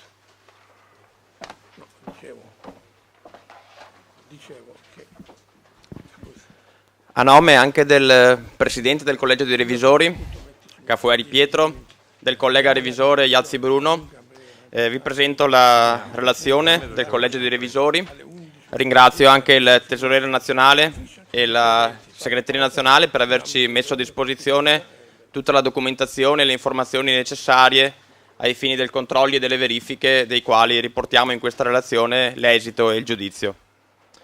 Cortesi soci, la presente relazione è finalizzata ad esprimere il parere e le osservazioni del Collegio dei Revisori dei Conti a seguito dell'attività di vigilanza posta in essere durante l'esercizio chiuso al 31 dicembre 2014. Nel suo complesso, l'attività concretamente svolta dalla Federazione risulta coerente con le previsioni di statuto, in forza del quale la Federazione persegue esclusivamente finalità di promozione, tutela delle attività ludico-motorie e dei processi di socializzazione, ai valori di fratellanza e di amicizia nel rispetto della natura.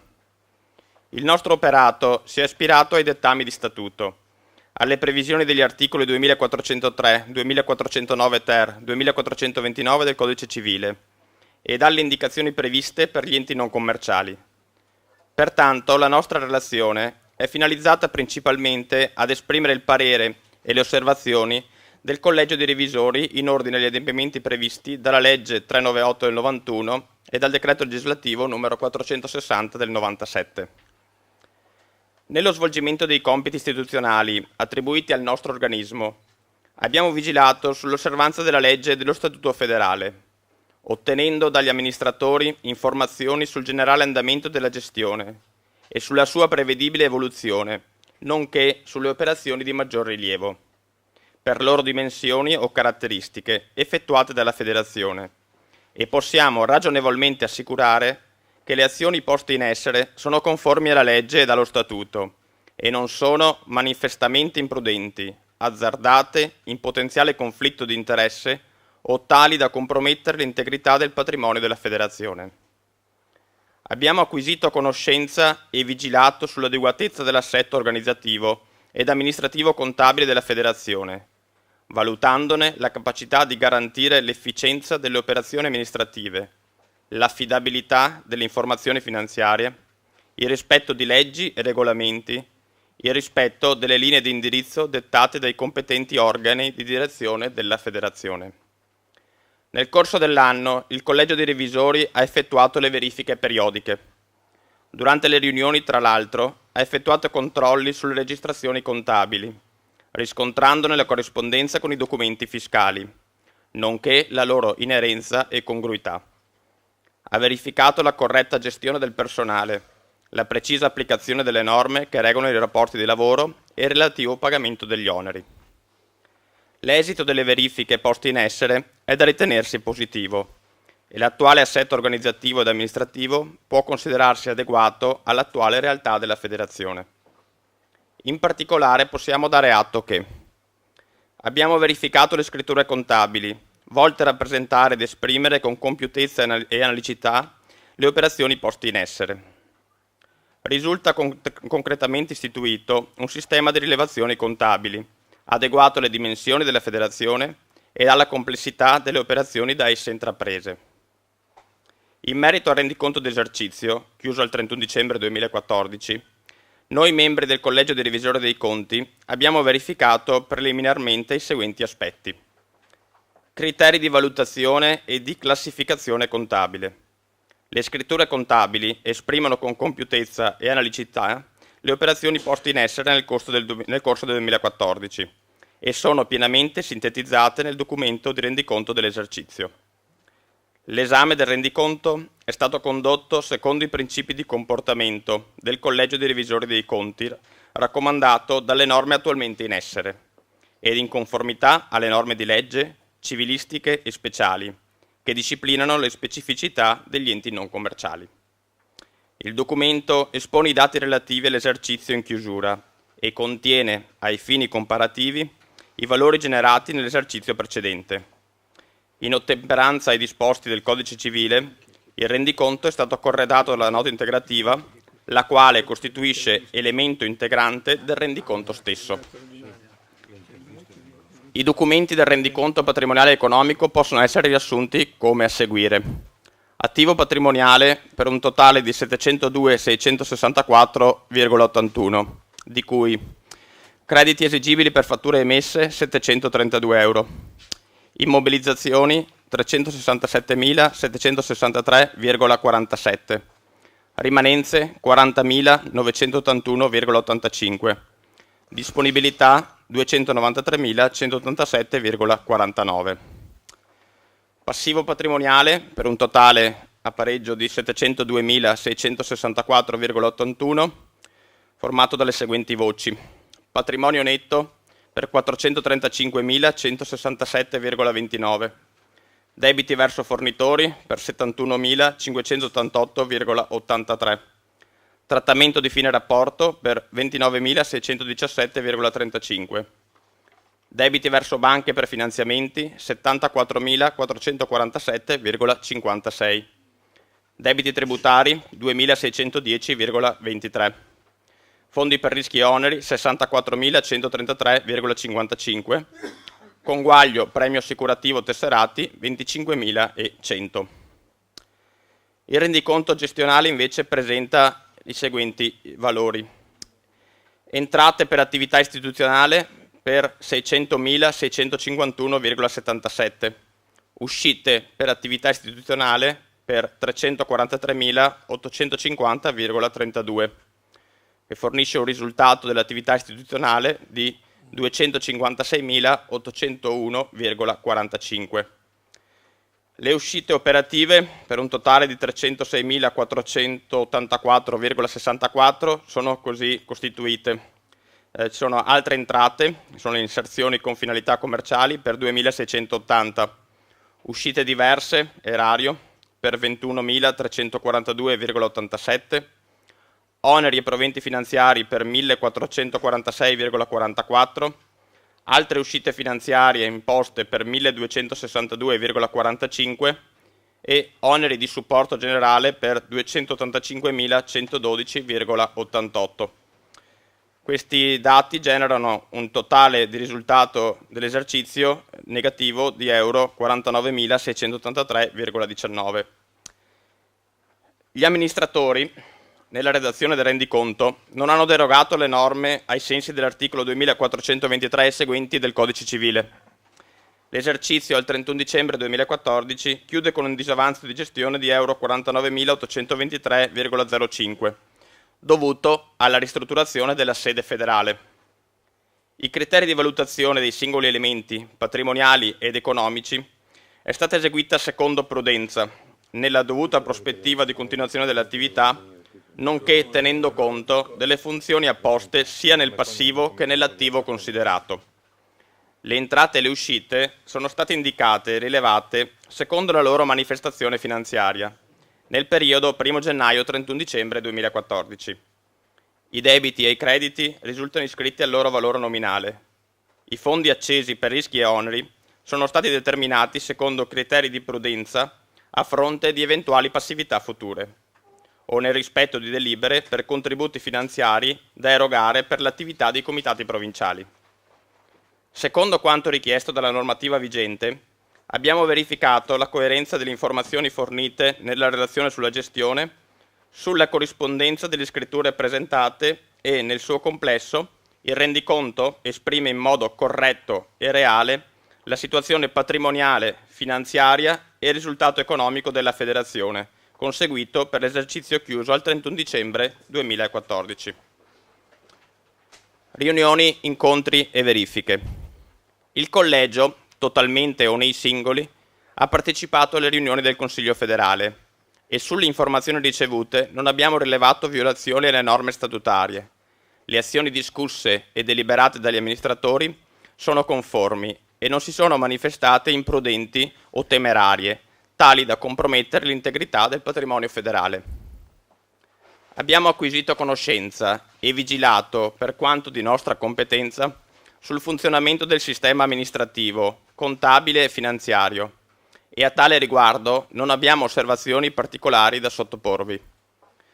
Abbiamo ottenuto dagli amministratori, durante le dovute verifiche periodiche svolte, tutte le informazioni atte a comprendere l'andamento della gestione e sulla prevedibile evoluzione economica, comprendendo le operazioni finanziarie di maggior rilievo effettuate dalla Federazione. Abbiamo avuto puntuali spiegazioni e specifiche sulle spese necessarie alla completa ristrutturazione della sede federale e di tutte quelle opere necessarie ed eseguite per l'impiantistica generale, riassumendo le uscite finanziarie tra il 2013 e il 2014 per la sede. Spese per acquisto immobile, notaio, sostenute nel 2013, 134.121,45. Spese di ristrutturazione e adeguamento sostenute nel 2014, 184.297,89. Quindi un totale spese per la nuova sede di 318.419,34.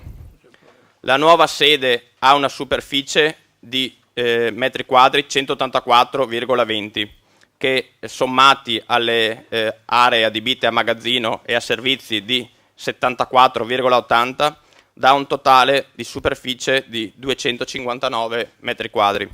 Quindi l'uscita complessiva per l'acquisto e la ristrutturazione della sede al metro quadro ammonta a 1.229,42.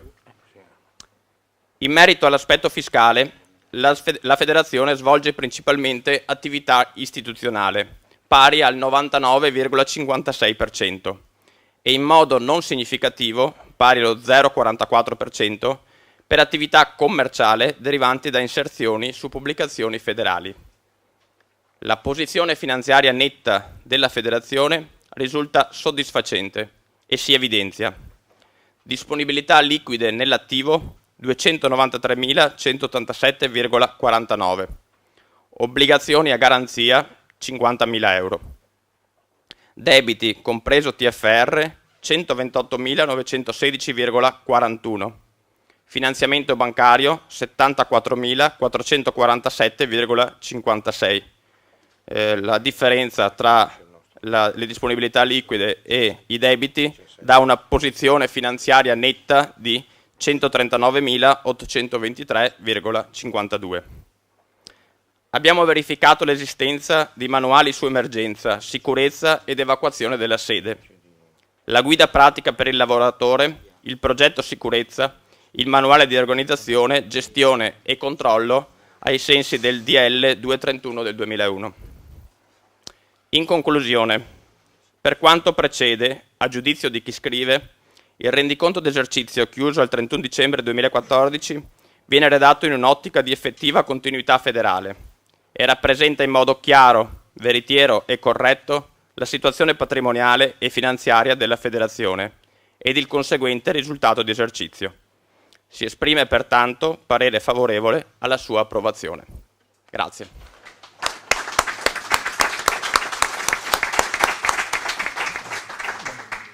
Allora, ringraziando il collegio sindacale, ora si prosegue con l'ordine del giorno, significando che andremo ad aprire la discussione e al termine della discussione vi sarà l'adempimento della votazione e l'assemblea ordinaria andrà a chiusura. Dopo, mentre vi sarà un break più che mai ristoratore per preparare la mente e il fisico all'assemblea straordinaria.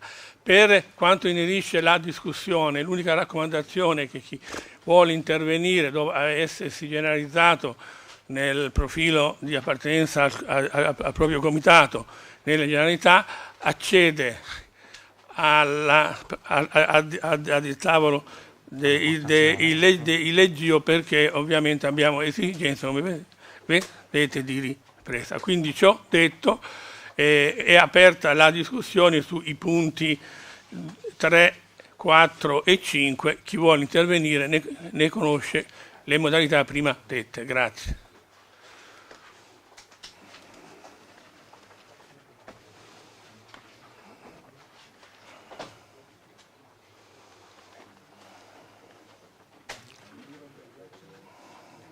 Venga, signora Tota, prego.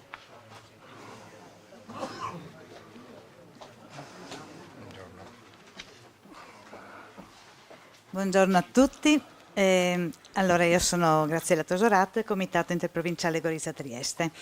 Allora, io volevo intervenire sulla relazione del Presidente, volevo dire due cose e fare delle richieste. Mi sono presa degli appunti, vediamo un po', cerco di essere sintetica. Allora, mi sentite? Sì. Ok, va bene così. Oh. Allora, volevo dire, sicuramente la relazione del Presidente è stata molto ampia e interessante, anche se in troppe parti ancora troppo generica, ma sono anche consapevole che la carne al fuoco è talmente tanta e molto consistente. E sono anche consapevole che il futuro della nostra federazione avrà sempre maggior sviluppo, perché siamo dentro quel settore della salute e del benessere che nel tempo coinvolgerà sempre più un maggior numero di persone. Allora, fatta questa premessa, chiedo che ci sia appunto, che la federazione acceleri il lavoro di informatizzazione, proprio perché il mondo in cui viviamo ce lo richiede, perché abbiamo veramente la necessità di snellire il lavoro dei comitati. Entrando poi nelle proposte più contenute che io, nel piccolo, vorrei chiedere, allora ci sono 4 punti. Allora, uno, che le tessere del 2016 siano finalmente non solo fisicamente uguali per tutti, nel formato, belle, di plastica, colorate, ma anche i dati, che sono esposti dietro, che siano veramente uguali per tutti. Poi chiedo ancora di rivedere la struttura, quello che è possibile, perché mi rendo conto che la federazione sta lavorando su tantissime cose, lo so, però se i comitati provinciali sono il braccio lungo della federazione sul territorio, sarebbe bene cominciare a pensare non solo agli oneri, ma anche agli onori, fra virgolette, che non sono onori, ma che sono, andare incontro delle esigenze. Allora, in primis, ritengo che sarebbe più giusto ed equo che, adesso mi viene in mente la prima cosa, il sito nazionale. Oggi il sito nazionale ha i siti di vari comitati che sono linkati a quello nazionale. Ecco, io come comitato non ho il sito e avrei bisogno di averlo. Io chiedo che invece possa essere il contrario, cioè che ci siano le maschere simili per tutti, dove ogni comitato possa scrivere tutte le cose che ha bisogno di scrivere, in modo che chi entra nella federazione vede tutto quello che c'è nella federazione e possa, muoversi anche nei comitati che, negli altri comitati a seconda del bisogno.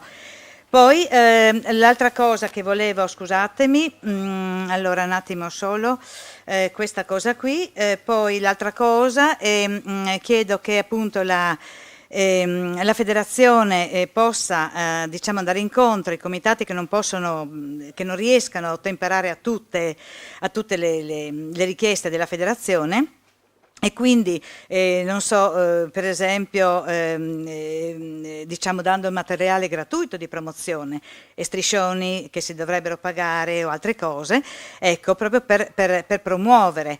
E eventualmente anche le divise per i commissari, insomma non tutti riescono, già anche a volte diciamo chi abita lontano non ha diciamo delle entrate sufficientemente consistenti e fa fatica anche ad essere presente alle assemblee ai momenti in cui dobbiamo esserci.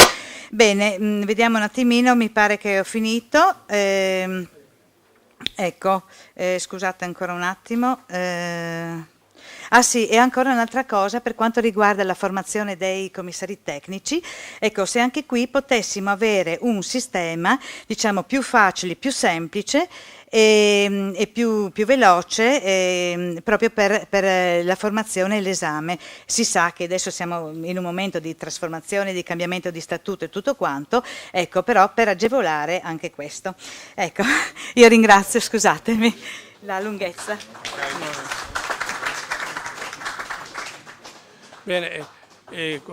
Bene, ora facendo presente che verrà risposto alla fine dal tavolo della Presidenza secondo le eventuali competenze, invito gli ulteriori soggetti interessati, Ilaria Franceschi, ad intervenire. Buongiorno a tutti, io sono Ilaria Franceschi, Presidente del Comitato, oggi pomeriggio sarà territoriale di Treviso, se l'ho letto bene. Vabbè, detto questo, io mi trovo concorde con quanto scritto e letto nella relazione del Presidente nazionale. Lo ringrazio per l'elogio che mi ha fatto per quello che abbiamo fatto in provincia di Treviso in merito al codice 700, però su questo io devo dire, mi permetto di dire una cosa. Io quando ho scelto di fare il Presidente territoriale per mio principio è quello di rispettare le regole. Quando sono dentro una federazione, se ci sono le regole devono essere rispettate e io cerco di rispettarle il meglio possibile. Dopo, perfetti non siamo nessuno, quindi quel risultato è proprio per una applicazione abbastanza sistematica di quelle che sono state le direttive fatte dal Consiglio federale e tutte le varie normative proposte dalla federazione, ma anche quelle che vengono fuori, io sto cercando di proporle ai gruppi associati alla federazione, alla FIASP di Treviso, come tutte proposte che vanno incontro alla loro tutela, perché è assurdo e sono demenziali quelli che vogliono continuare a evitarle, perché non si rendono conto che oltre a metterci il tempo libero rischiano di rimetterci anche quello che si sono costruiti nella vita, e io questo trovo la cosa più assurda che una persona possa fare, e la nostra battaglia principale come FIASP è proprio quella di promuovere anche questa cosa, che ogni organizzatore deve considerare le varie normative federali ma anche di legge solo ed esclusivamente a propria tutela. Questo era quello che ritenevo opportuno dire. Grazie. Grazie a te.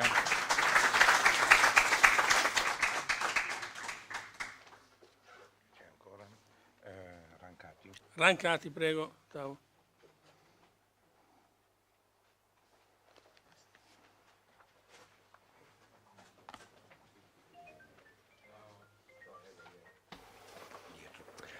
Allora, Costantino Rancati, Cremona. Allora, per quanto riguarda la relazione del Presidente, a cui, essendo il mio primo Presidente, come il primo amore, non si scorda mai e gli voglio un bene infinito, così come voglio un bene infinito anche alla FIASP. E quando si vuol bene a qualcuno è utile ogni tanto anche dirsi le cose. non è solamente utile ringraziarlo per la relazione estremamente completa. Relazione che mette in vista luci e ombre.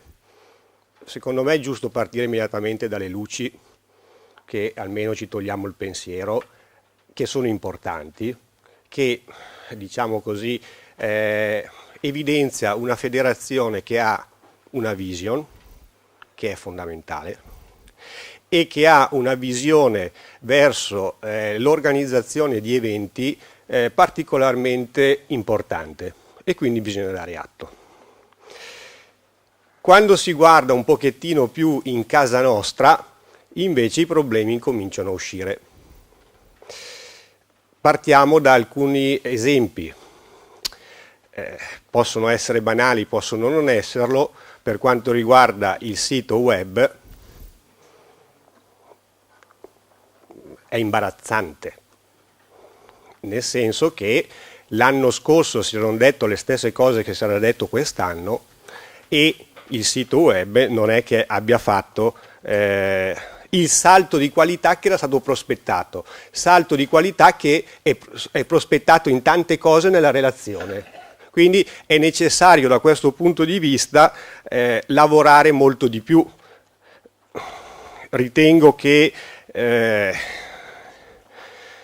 non so, se noi andiamo a vedere la rassegna stampa non c'è nessun articolo che fa riferimento al 2015. Se andiamo a vedere le news del Presidente, quelle sono la sezione più aggiornata e quindi gliene si deve dare atto. Per quanto riguardiamo le non news del Presidente, ce ne sono 10, di cui 0 del 2015.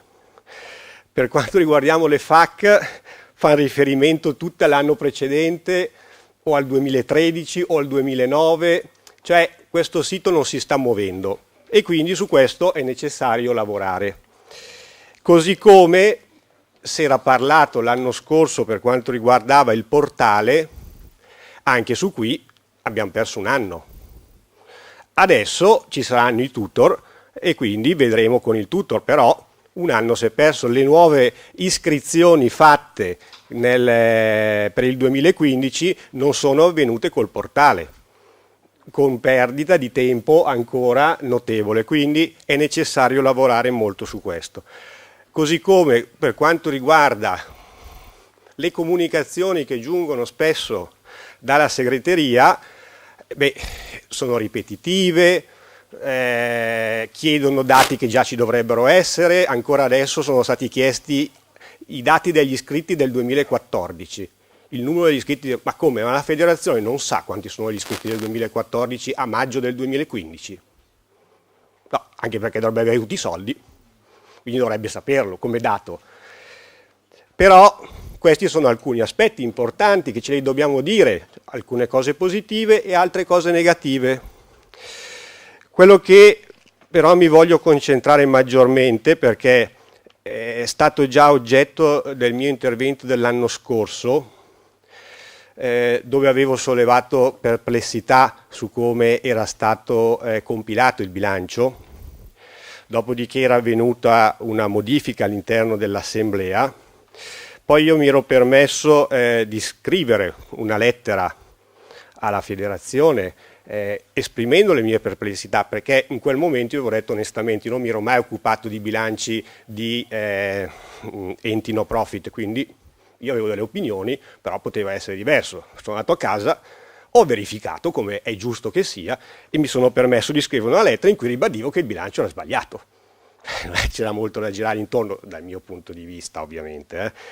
E a questa lettera mi è stata risposta in maniera molto sollecita, devo ammetterlo, da parte del Presidente del Collegio dei Revisori, in cui si contrastavano le mie argomentazioni. In prima battuta partiva dicendo che per quanto riguardava il rendiconto 2013, da mercoledì 7 maggio la segreteria nazionale si è attivata per inviare a ogni presente all'Assemblea la documentazione aggiornata.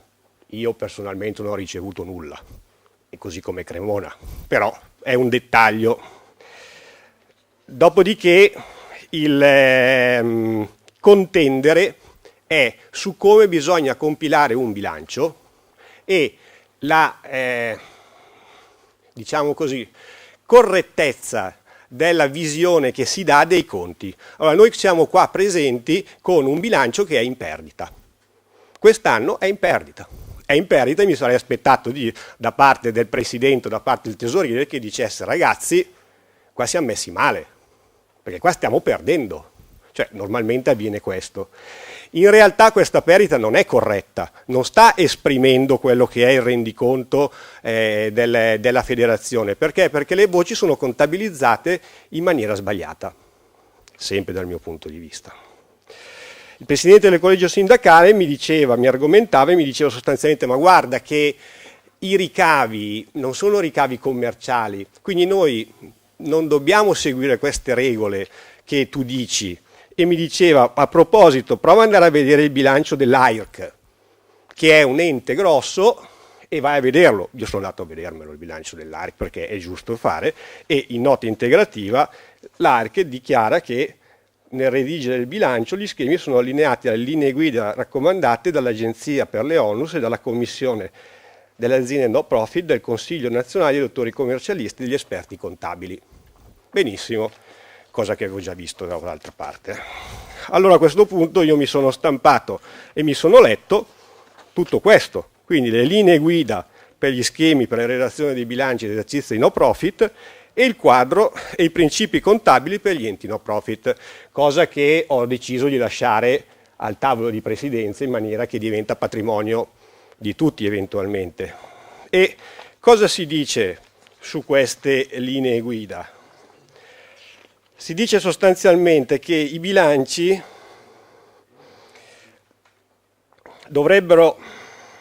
i bilanci degli enti no profit dovrebbero, anche laddove non siano presenti norme cogenti, essere redatti secondo il principio della competenza economica. Dice anche che nonostante il principio di competenza sia la tecnica di rilevazione più adatta per fornire una rappresentazione veritiera e corretta della situazione aziendale, si ritiene ammissibile, nel rispetto di postulati esposti in questo principio contabili, di utilizzare il principio di cassa per gli enti no profit di minori dimensioni, e indicano quelli di minori dimensioni quelli con importi di proventi e ricavi inferiori ai 250.000. Il Presidente del Collegio Sindacale mi scrive subito: noi ricavi non ne abbiamo, commerciali, quindi noi siamo sotto i 250.000 perché non ne abbiamo. Allora uno va a leggersi dall'altra parte e si scopre che per gli enti no profit i proventi sono tutte le entrate. Quindi noi abbiamo un ente che ha proventi per 600.000 euro. E quindi noi dovremmo redigere col principio di competenza. Ma non per sfizio, ma perché questa è la realtà. I bilanci si fanno in questo modo. Ora, il mandare a costo 100.000 euro di spese di ristrutturazione è sbagliato. Io mi ricordo, il mio Presidente, la prima assemblea a cui ho partecipato, ha riferito una frase che gli aveva detto, non so se il tesoriere o il Presidente del Collegio Sindacale, dicendo: guarda che noi siamo diventati un ente grande, cioè noi raggiungeremo i 500.000 euro, 600 quest'anno, di entrate, dobbiamo cambiare la nostra testa. Ecco, noi non lo stiamo facendo dal punto di vista del bilancio, cioè noi stiamo ragionando ancora in maniera vecchia, stiamo facendo come alcuni di noi stanno facendo con lo 0,50, cioè noi stiamo chiedendo cambiamenti giustamente perché il mondo è cambiato e anche la nostra federazione è cambiata e quindi il modo di fare i bilanci è cambiato. Non siamo più la federazione di una volta. Perché? Perché dobbiamo rappresentare in maniera veritiera la situazione della nostra federazione. Noi nel 2014 non abbiamo perso, non siamo in deficit, abbiamo sbagliato a contabilizzare. Io vi lascio appositamente questo e questo, so che dopo di me qualcuno interverrà, ma ve li lascio perché almeno abbiamo un piano condiviso. Ma soprattutto quello che chiedo alla federazione è di cambiare la testa anche su queste cose operative, come giustamente sta chiedendo a noi provinciali di cambiare la testa su determinate altre cose. Non chiuderci a riccio, non chiudersi a riccio, è sbagliato. Cambi la testa sul sito, cambi la testa sul portale, cambi la testa sul modo di rapportarsi con le federazioni provinciali, cambi la testa sul bilancio.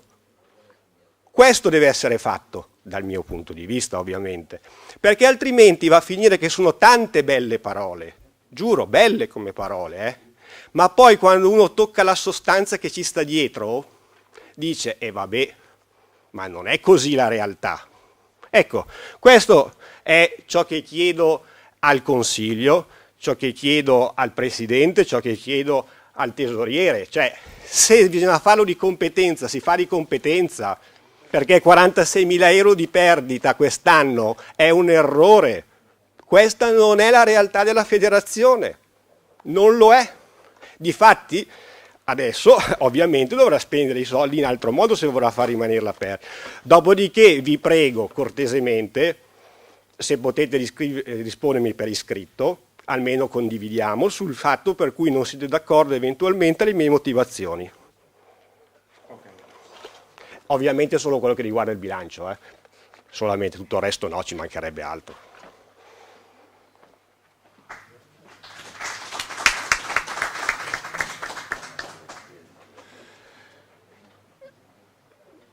Altri?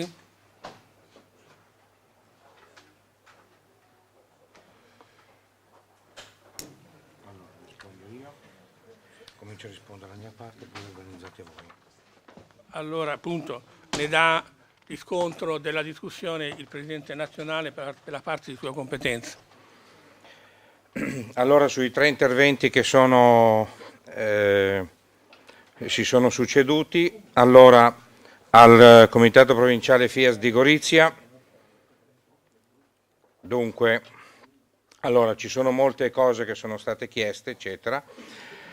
Il tesseramento 2016 si sta cercando di mantenerlo anzitutto come l'anno scorso, tipo formato, eccetera, ovviamente con una uniformità, diciamo, di lettura sul retro. Però il problema è che non lo dovete dire a noi, lo dovete dire a tutti gli altri colleghi e presidenti che non facciano le alzate d'ingegno, io sulla mia tessera ci metto questo.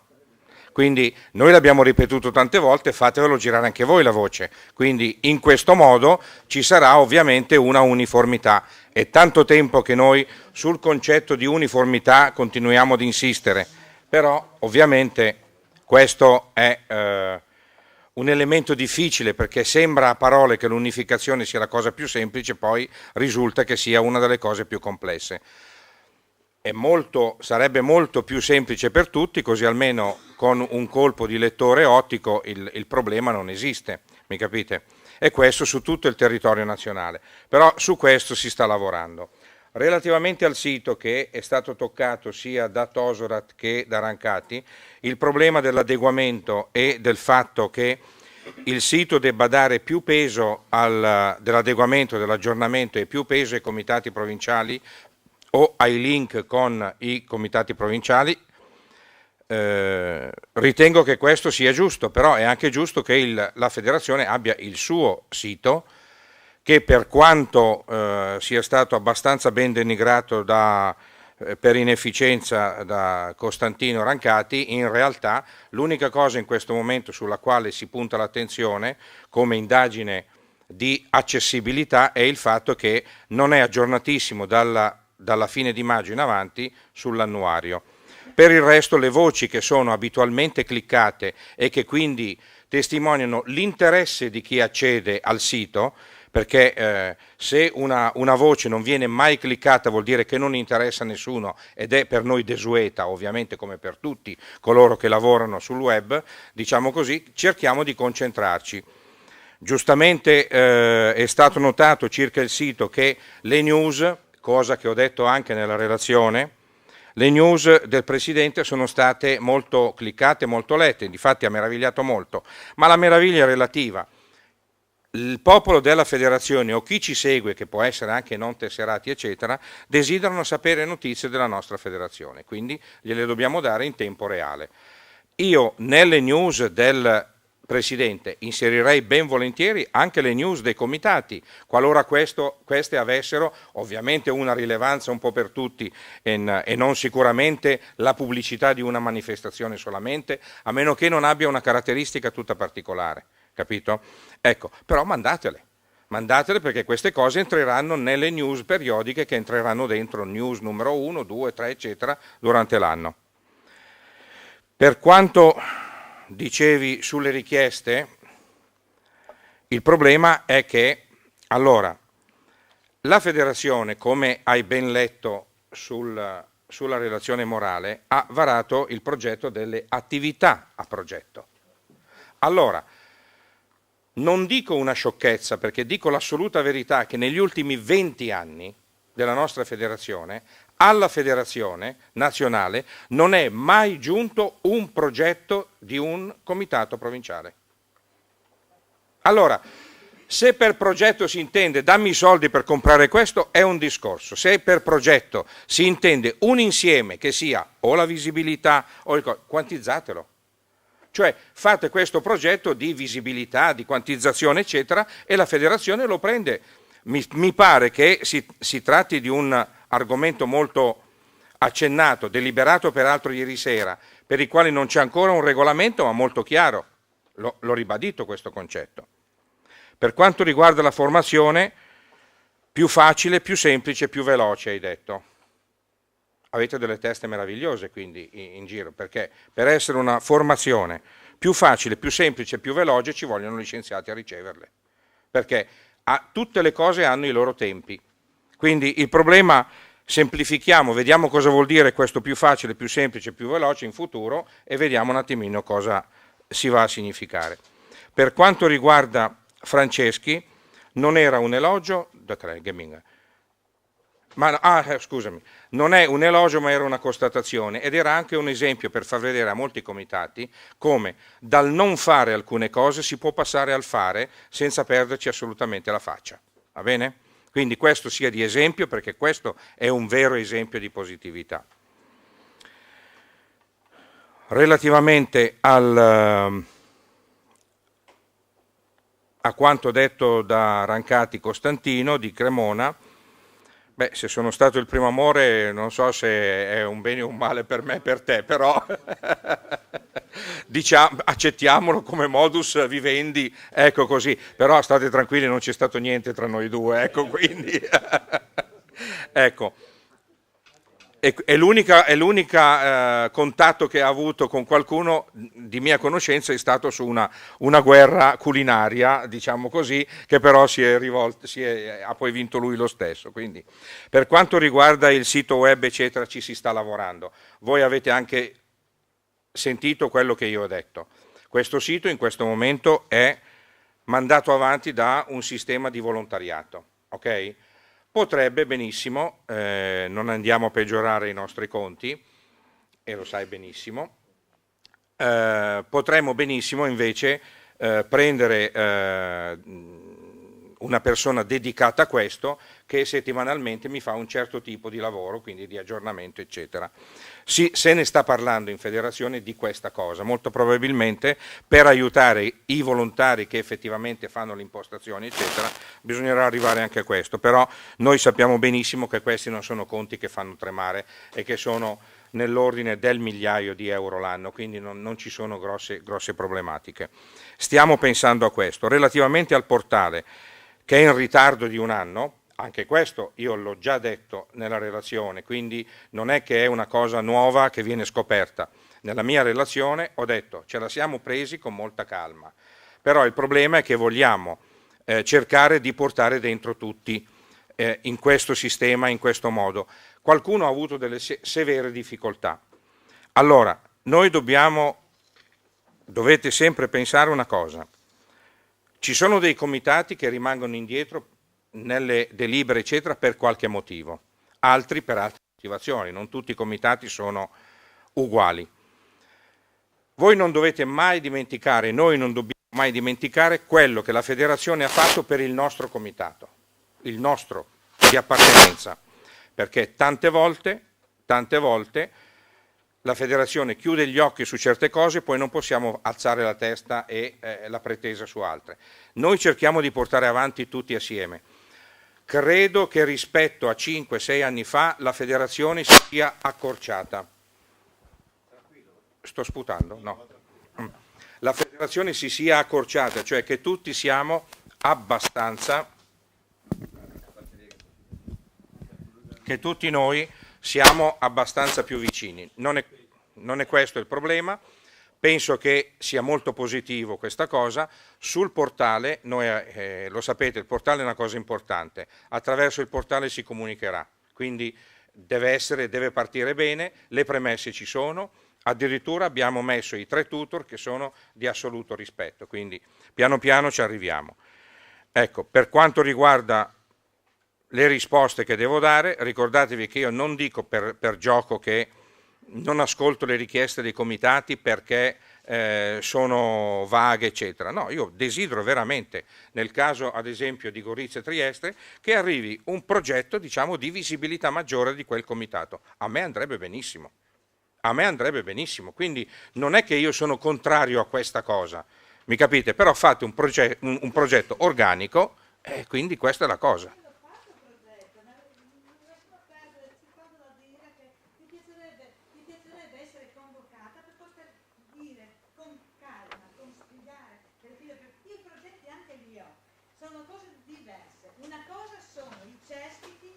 Non riescono a coprire le nostre spese di comitato per ottemperare a quanto richiesto.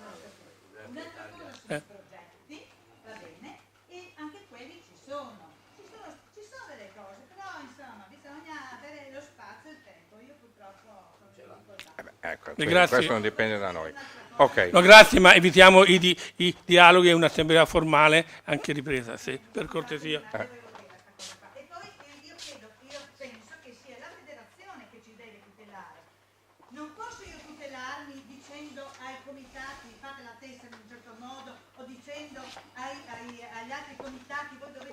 L'ho ringraziata per cortesia.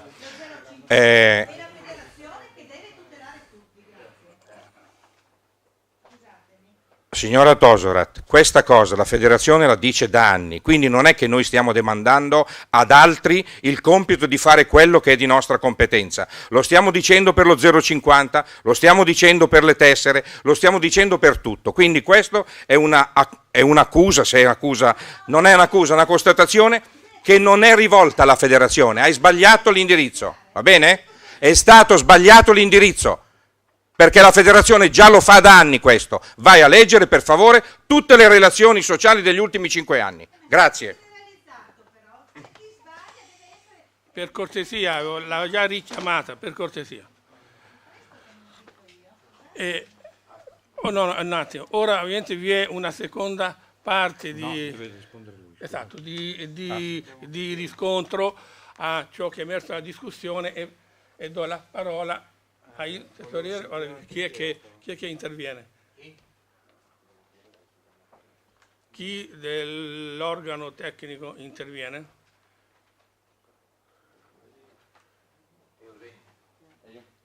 Vai, nessun problema. Solo una battuta, perché poi chiaramente prendiamo agli atti anche la documentazione che il signor Rancati ci ha opportunamente fornito. Diciamo così, solo per precisare che chiaramente il rendiconto è un rendiconto fatto secondo il principio di cassa. Poi i motivi che hanno portato a questa scelta, diciamo così, sono motivi, diciamo, istituzionali, perché effettivamente la nostra è un ente non commerciale che quindi non è soggetto a obblighi, diciamo così, né di presentazione del bilancio, ma solo, diciamo così, di stesura di un rendiconto gestionale. Crediamo che questa modalità possa esprimere meglio, diciamo così, quello che è l'entrata-uscita, cioè la differenza tra entrate e uscite, cioè cosa praticamente la federazione ha speso nel corso dell'esercizio e quanto appunto è rimasto nella cassa, diciamo così, ecco, proprio come recita il principio. L'informativa, diciamo così, per riconciliare, diciamo così, questo principio di cassa con la competenza economica, come giustamente sottolineato, è stata data ampiamente, mi sembra, sia nella nota integrativa che nella relazione del collegio, perché in entrambe sono state inserite, diciamo così, sono state anche distinte, diciamo così, la parte istituzionale dalla parte straordinaria, quindi è stato, mi sembra, chiaramente esplicitato in tutti e due i documenti che ci sono state queste uscite straordinarie che quindi hanno condizionato chiaramente il risultato, appunto la differenza tra entrate e uscite, ma è anche stato, mi sembra, specificato appunto che questo è un aspetto che è stato, diciamo, un investimento fatto dalla federazione e che ha generato questa differenza di entrate, ecco. Questo disavanzo, ecco, è un disavanzo di cassa, ecco. Per il resto questa è la modalità operativa se usiamo il principio di cassa. Se decidiamo di cambiare principio di competenza, questo è diverso, ma no, il principio è di cassa. Okay. Almeno glielo compro. Va Comunque bene. non per Grazie. polemica, ma ce ne abbiamo una ventina di copie in federazione, non siamo così sprovveduti. Vada che le fa bene. Allora, io invito ora il segretario generale a fare la chiamata per la votazione dei punti 3, 4 e 5 dell'ordine del giorno.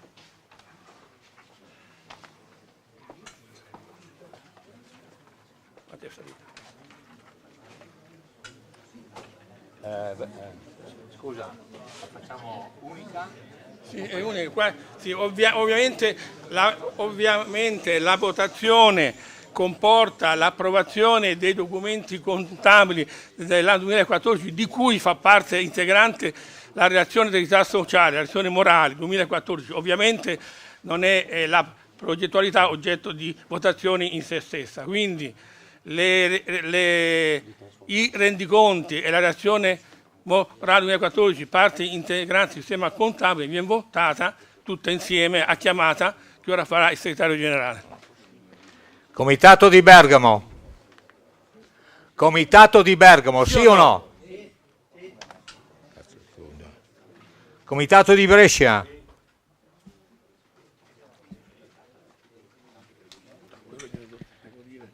Comitato di Lecco, Como, Sondrio. Comitato di Cremona.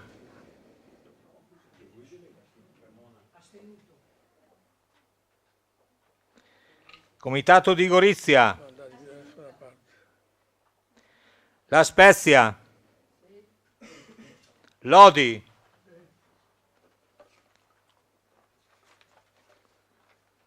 Mantova. Messina. Padova. Parma. Pavia.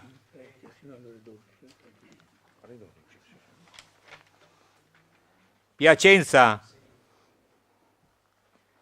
Piemonte. Pordenone. Terni.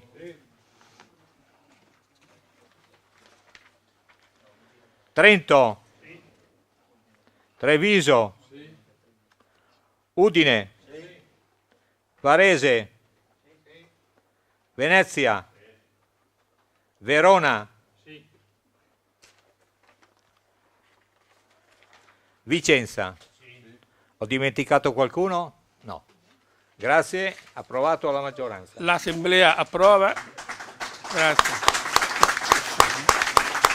Solo una comunicazione che l'Assemblea viene dichiarata chiusa e tenete presente che a mezzogiorno, quindi ora sarà tutto break e recupero energie, si svolgerà l'Assemblea straordinaria.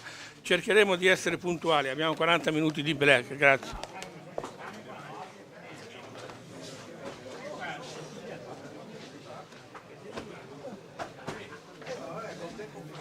Dunque continueranno a rimanere...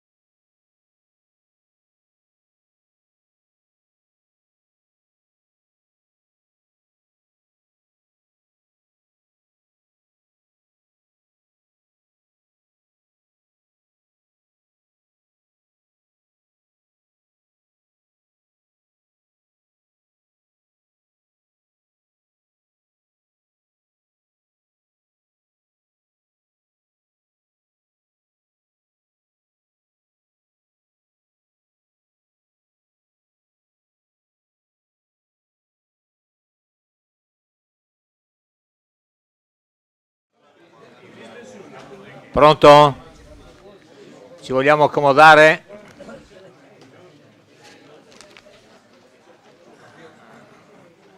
Allora, due notizie di carattere generale. Chi ha i banner delle Olimpiadi di Vicenza è pregato quanto prima di restituirle alla federazione. Giù nella sala dove si pranza c'è un espositore che è portato da Enea che è per metterci dentro i bicchieri. Chi lo vuole acquistare dopo si prenderà sempre con Enea le particolarità di tutto questo. È molto utile perché vanno solo dentro i bicchieri di plastica, per cui c'è già in certi comitati che c'è la scelta delle immondizie, un po' di qua, un po' di là, quello è solo per i bicchieri, è già qualcosa di importante e occupa meno spazio. Allora cominciamo la seconda assemblea, naturalmente i comitati presenti stamattina ci sono ancora, vedo tutti, e propongo come Presidente dell'Assemblea per modifica dello Statuto il nostro Presidente nazionale Colantonio Giuseppe. Un applauso. Caro Giuseppe, a te. E fai pure la chiamata dei comitati, perché ovviamente è obbligatorio. Quindi... Può darsi che qualcuno non ci sia più. No, magari qualcuno è arrivato. Bergamo c'è, Brescia.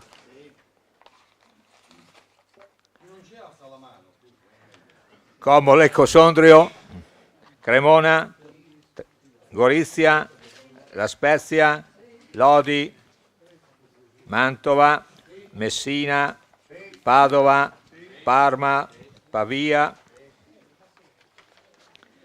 Piacenza, Piemonte, Pordenone, Terni, Trento, Treviso, Udine, Varese, Venezia, Verona, Vicenza. Ci siamo tutti. Bene. Allora mi do la parola per l'esposizione delle modifiche statutarie. No, perché prende da lì. Allora, innanzitutto, bentornati dal break a tutti. Vi do lettura del paragrafo relativo alla revisione dello Statuto, filosofia sottostante e linee portanti che avevo tralasciato di dire nella relazione sociale perché è di pertinenza di questa assemblea straordinaria.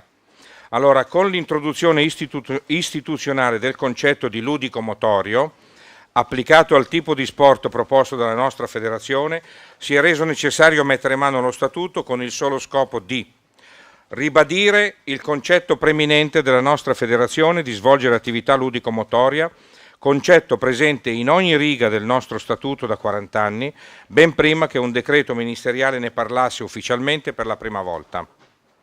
Superare errori o refusi storici e adeguare diciture improprie, cancellare istituti obsoleti ed introdurne di più attuali e già operativi di fatto, snellire ogni passaggio istituzionale e relazionale dell'attività della Federazione. Per evitare un percorso tortuoso e snervante che ci ha portato ad infinite riunioni ed inconcludenti assemblee per 3 anni, come è successo per l'ultima versione dello Statuto, molti di voi se lo ricordano, credo, tutte le riunioni e le assemblee che abbiamo fatto.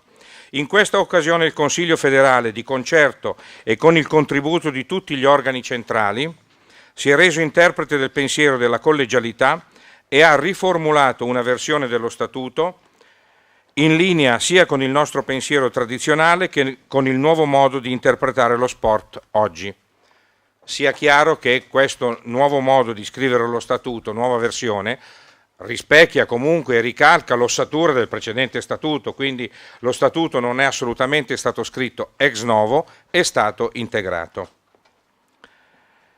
Ovviamente in questa nuova versione sono contenute anche delle innovazioni introdotte solo per rendere questa federazione dinamica e veloce nelle decisioni, nelle proposte, nella progettualità.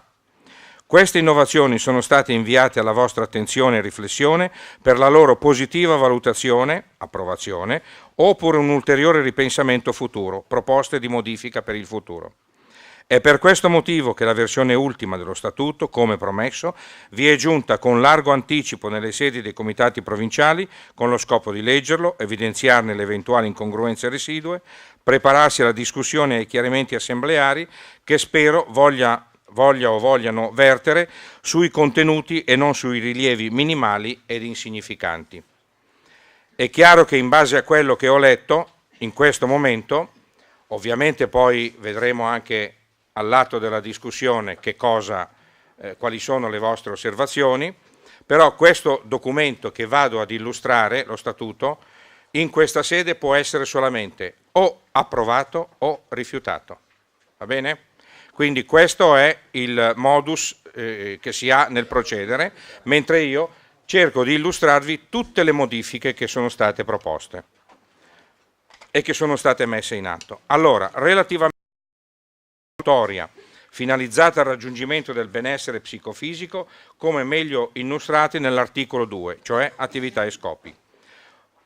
Punto 1.3. Le manifestazioni sportive organizzate da gruppi, associazioni e società FIASP sotto il controllo dei comitati territoriali, questa è una modifica di cui parlo dopo, comunque i comitati provinciali, proprio perché abbiamo un incremento dei comitati interprovinciali, abbiamo una definizione delle vecchie province che poi vi spiego cosa ne abbiamo tirato fuori ieri sera in delibera, eccetera, vengono non più nominati in questo statuto come comitati provinciali, ma comitati territoriali.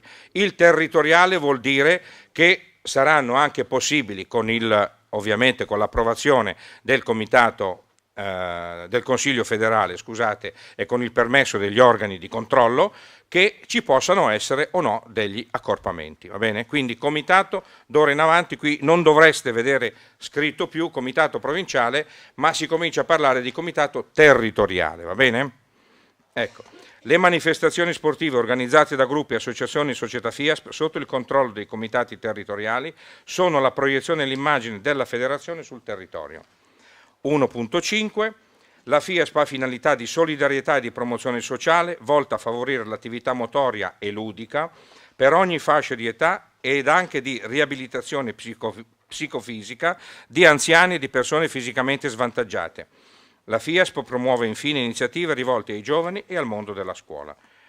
L'articolo invece 2, attività e scopi, anche questo nei primi 3 paragrafi e nel 2.6 è stato modificato, e cioè 2.1.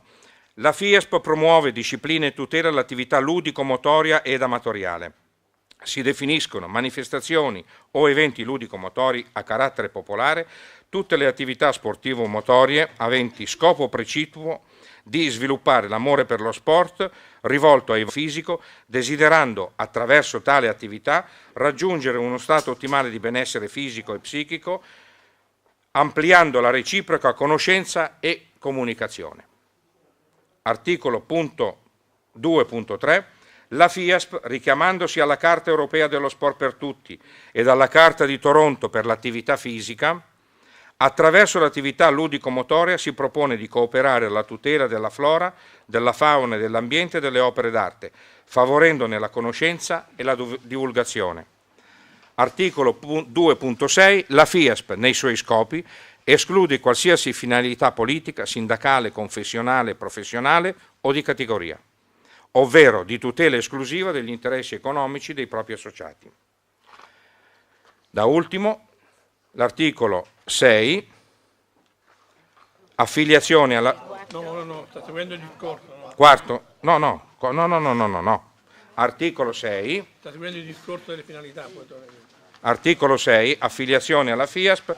Possono aderire alla FIASP tutte le persone fisiche e giuridiche, tutti i gruppi, associazioni, società che ne condividano gli scopi. Qui stiamo dicendo cosa siamo, che scopo abbiamo, no? Aderendo alla FIASP i soci ordinari singoli, i gruppi, le associazioni e le società si pongono come obiettivo statutario di dedicare la propria attività federale volontaria all'organizzazione e o alla partecipazione degli eventi di scopo della FIASP per la divulgazione dell'attività ludico-motoria senza alcun fine di lucro, finalizzata al raggiungimento del benessere psicofisico e favorendo tale pratica ludico-motoria anche tra i propri iscritti. Sono soci ordinari i singoli aderenti e tutti i componenti di gruppi, associazioni, società da queste affiliati direttamente alla FIASP. 6.4. Le manifestazioni omologate dalla FIASP sono aperte a tutti coloro che intendano aderirvi nel rispetto dei dettami statutari generali e particolari della Federazione. Relativamente ai non soci FIASP, la partecipazione è subordinata all'acquisizione di particolare documento di partecipazione che verrà consegnato previo rilascio del cognome, nome e data di nascita e con una maggiorazione del contributo partecipativo rispetto al socio FIASP. La maggiorazione è annualmente stabilita con deliberazione del Consiglio federale. Il supplemento definita quota federale istituzionale richiesto ai non tesserati FIASP è finalizzato al tesseramento giornaliero degli stessi che comprende la fruizione di tutti i servizi federali, fra i quali quanto previsto dalle norme assicurative vigenti. 6.5. I diritti e i doveri di cui il presente statuto riguardano gruppi, associazioni, società e soci ordinari. Questo è per quanto riguarda il primo punto che noi abbiamo valutato, e cioè adeguare il ludico-motorio. Poi abbiamo un'altra, ecco, il punto 2 sarebbe superare errori o refusi storici e adeguare diciture improprie. Allora, abbiamo valutato il concetto del comitato provinciale, comitato interprovinciale, eccetera. Anzitutto ieri sera è stato deliberato che il confine delle province, anche se le province sono state cancellate, saranno cancellate, non si sa se saranno cancellate, eccetera, perché si vive così in Italia in questo momento, il confine delle province per quanto riguarda i nostri comitati territoriali restano quelli delle ex province, va bene? Quindi questa è la prima cosa che il Consiglio federale ha deliberato.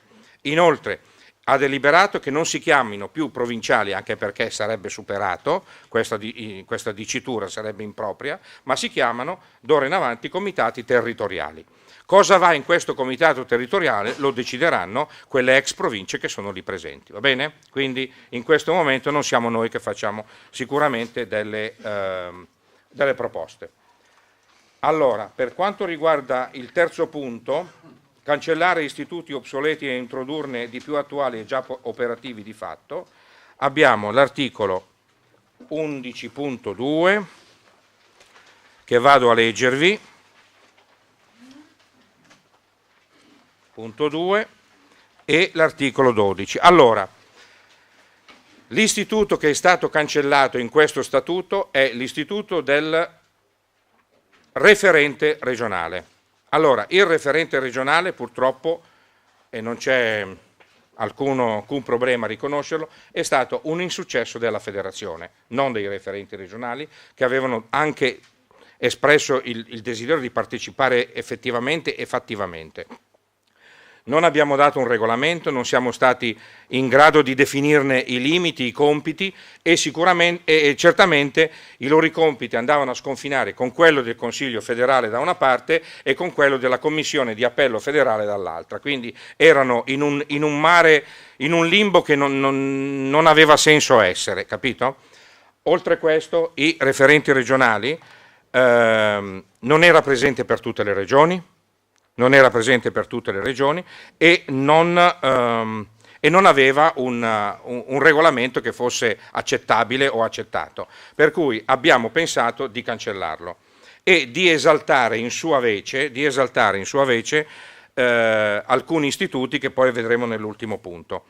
Ecco, allora, l'articolo 11, organi federali, centrali e periferici, nell'articolo 11.2 sono organi periferici territoriali, quindi non più provinciali, ve lo ribadisco, scusate, il comitato territoriale, il presidente del comitato territoriale, i commissari tecnici sportivi. Come vedete, anche qui si è andati a rivedere, gli organi periferici territoriali sono quelli che quel territorio elegge, va bene? Quindi elegge il comitato territoriale, cioè il consiglio direttivo, il presidente di quel comitato territoriale, nominerebbe i commissari tecnici sportivi con l'avvallo successivo della federazione, ok? Quindi però il corso di formazione, l'avvallo eccetera viene fatto sul territorio, va bene? Per quanto riguarda poi gli organi giurisdizionali, a questo punto sono organi giurisdizionali la Commissione di Appello federale e l'istituto che è stato introdotto, l'Ufficio di Presidenza federale per quanto di pertinenza. E si va a vedere l'articolo, anticipiamolo, l'articolo 17. Ufficio di Presidenza. È scritto tanto, ma il concetto poi si restringe un attimino. Allora, l'Ufficio di Presidenza federale è la struttura di staff del Presidente e ha i seguenti scopi. Ciascuno di voi, scusate, dentro qui ravviserà anche i compiti che erano di pertinenza del referente regionale, però li ravviserà in un'altra forma, va bene? Progettare l'iter realizzativo delle direttive del Presidente contenute nella relazione programmatica, questo è proprio compito di uno staff di presidenza. Esprimere pareri e interpretazioni delle carte federali, quindi dei regolamenti e dello statuto. Programmare azioni di incentivazione, sviluppo, sostegno dell'attività nazionale supportando in modo concreto i comitati territoriali. E le attività progetto che vi ho letto nella relazione ne sono una validissima testimonianza. Partecipare all'attività di gestione e rappresentanza internazionale. Meglio di questo non stiamo facendo. Svolgere attività giurisdizionale, prima mediando e poi esprimendo pareri sui ricorsi di primo livello riguardanti qualsiasi socio della federazione, ad esclusione dei dirigenti federali e dei presidenti dei comitati provinciali, cioè, scusate, dei comitati territoriali. Scusate, praticamente lo staff di presidenza, dell'ufficio di presidenza, può esprimere parere solo ed esclusivamente su un socio ordinario. Quindi non facciamoci grandi cose, non entra nella gestione dirigenziale, non potrebbe, non ne ha voce, capitolo. Esprimere diniego sulla domanda di affiliazione alla federazione annualmente presentata dagli aspiranti soci, sottoponendo la ratifica al primo Consiglio federale utile. 17.2. L'ufficio di presidenza rende conto del proprio operato, quindi non è un valore assoluto e che può decidere come desidera, alla giunta esecutiva al Consiglio federale, mettendone a conoscenza ovviamente l'organo di controllo che è il collegio, fondamentalmente il collegio dei revisori dei conti. Il regolamento 17.3. Il regolamento applicativo definisce composizione e percorsi funzionali di questo ufficio. Ecco, quindi questo è quanto è stato introdotto, diciamo così, di nuovo, è stato cancellato ed introdotto, quindi il punto terzo. Adesso passiamo invece al punto quarto, che non è segnato così ma con dei quadratini, snellire ogni passaggio istituzionale e relazionale dell'attività della federazione. Allora, abbiamo visto, scusate, abbiamo visto prima l'articolo 17, adesso torniamo indietro un attimo. L'articolo 16, sono state introdotte delle integrazioni alla figura del Presidente nazionale, è stato aggiunto questo: al Presidente spetta la firma sociale e la legale rappresentanza della Federazione di fronte a terzi ed anche in giudizio. Al Presidente inoltre viene delegata l'ordinaria amministrazione della Federazione. Questo era solo una nota che non era contemplata prima, ma che di fatto è una funzione che il Presidente deve assolvere. Ci siamo resi conto che questo è un punto da integrare. 16.4. Il Presidente, ove si presentasse la necessità, ha facoltà di istituire specifiche deleghe, specificandone i limiti e comunicandole alla Segreteria Nazionale ed al Consiglio Federale. Questo è un punto quindi innovativo. Il punto articolo 18, non andiamo molto lontano, sono sulle competenze del Consiglio Federale. Anche qui è stato un pochino rivisto il concetto. Allora, il Consiglio è formato da 15 membri, compreso il Presidente. Il Consiglio federale, su proposta del Presidente nazionale, elegge al proprio interno i vicepresidenti, di cui uno vicario, il segretario generale, il tesoriere e la giunta esecutiva. 18.3. Al Consiglio federale vengono conferiti i più ampi poteri per l'amministrazione della federazione. Esso può compiere qualsiasi atto di ordinaria e straordinaria amministrazione e fare tutto quanto, niente escluso o eccettuato, sia necessario o utile al raggiungimento dello scopo sociale, che non sia dalla legge o dal presente statuto espressamente riservato ad altri organi federali. 18.4 qualora uno o più componenti del Consiglio non accettasse la carica o venisse a mancare per qualsiasi motivo, il Consiglio provvederà alla surroga con il primo dei non eletti nei tempi tecnici necessari. Voi avrete probabilmente un tra parentesi che riterrà opportuno, vero? Ecco, allora, questa era stata una prima versione che io vi ho voluto lasciare appositamente per dire che il Consiglio federale ha valutato nei tempi tecnici necessari solamente. Io volevo lasciare al Consiglio federale la discrezionalità in certe situazioni. Termina il mandato fra 4 mesi, è inutile che io chiamo uno dei primi dei non eletti, probabilmente non farà mai parte di un'assemblea, eccetera così, ma comunque per correttezza deve essere sempre chiamato e nei tempi tecnici necessari, ok? Il Collegio dei Revisori dei Conti partecipa alle sedute di Consiglio, alla discussione dei bilanci, alle deliberazioni sul patrimonio e alle procedure messe in atto dal Consiglio federale per la gestione ordinaria e straordinaria della Federazione. Per tutti questi motivi ha facoltà di assistere alle riunioni di Consiglio anche con la sola presenza del Presidente del Collegio. 18.7. Tutti i membri del Consiglio federale, per analogia istituzionale del Comitato territoriale, sono tenuti a rispettare e fare rispettare nell'adempimento dei propri compiti le normative dello Statuto federale e dei regolamenti applicativi, a tenere nei rapporti interni di questi organi un comportamento coerente con la carica ricoperta, a collaborare nella realizzazione della vision e mission esposta nella relazione programmatica del Presidente, a tenere un comportamento che non leda l'armonia e la tranquillità del lavoro di gruppo in cui si è inseriti. L'inosservanza di quanto sopra implica segnalazione e provvedimenti relativi da parte dell'Ufficio di Presidenza federale in prima istanza. Poi, articolo 22, scusate, articolo 23, il Collegio Revisore dei Conti. Allora, articolo 23.1, il Collegio dei Revisori dei Conti verifica la corretta formazione del rendiconto economico-finanziario di chiusura e il bilancio di previsione della Federazione e, se del caso, dei comitati territoriali, nonché verifica la corretta applicazione delle norme statutarie da parte degli organi federali.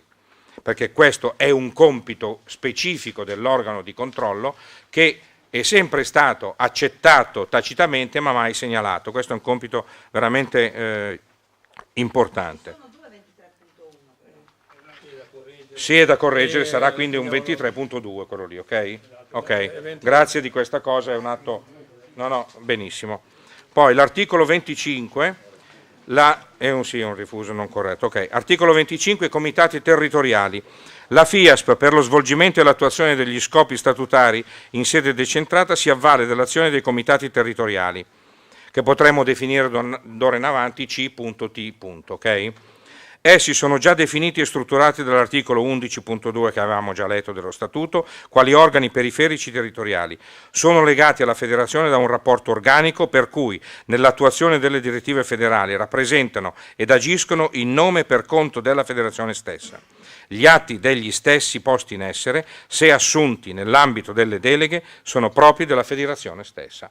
Ecco, quindi questo è un dare peso a quello che già il Comitato territoriale svolge, va bene? 25.2, anche qui c'è un altro punto 2 dopo, vede? Grazie, qui facciamo 25.3. Ok, il Comitato territoriale opera attraverso il Presidente del Comitato territoriale per delega istituzionale della Federazione. Questo è molto importante anche per le aperture, diciamo, dei conti correnti, eccetera, così presso le vostre unità territoriali, i vostri paesi, diciamo così, perché senza questo 25.2 in teoria voi non avreste il diritto a nome e per conto del vostro comitato territoriale e quindi per conto della FIASP ad aprire un conto corrente, un deposito bancario, eccetera, ok? 25.3. Il Presidente del Comitato territoriale per lo svolgimento delle attività di competenza rappresenta il Comitato territoriale stesso, assume obbligazioni e attiva una gestione economica di cui ne rende annualmente il conto. Ok?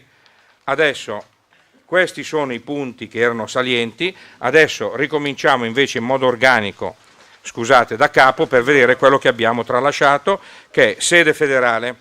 Allora, La FIASP attualmente sede in Mantova, strada Lunetta 579, andava ovviamente cambiato. Il mutamento della sede legale per qualunque causa o necessità è deliberato dal Consiglio federale. L'organo amministrativo della FIASP ha facoltà di istituire ovunque unità locali, succursali, filiali e uffici, trasferire la sede sociale nell'ambito del comune di appartenenza, mentre spetta al Consiglio federale deliberare il trasferimento della sede in un comune diverso o istituire sedi secondarie. Il Consiglio federale può aprire uffici di rappresentanza in ogni Stato dell'Unione Europea qualora se ne dovesse presentare necessità o opportunità.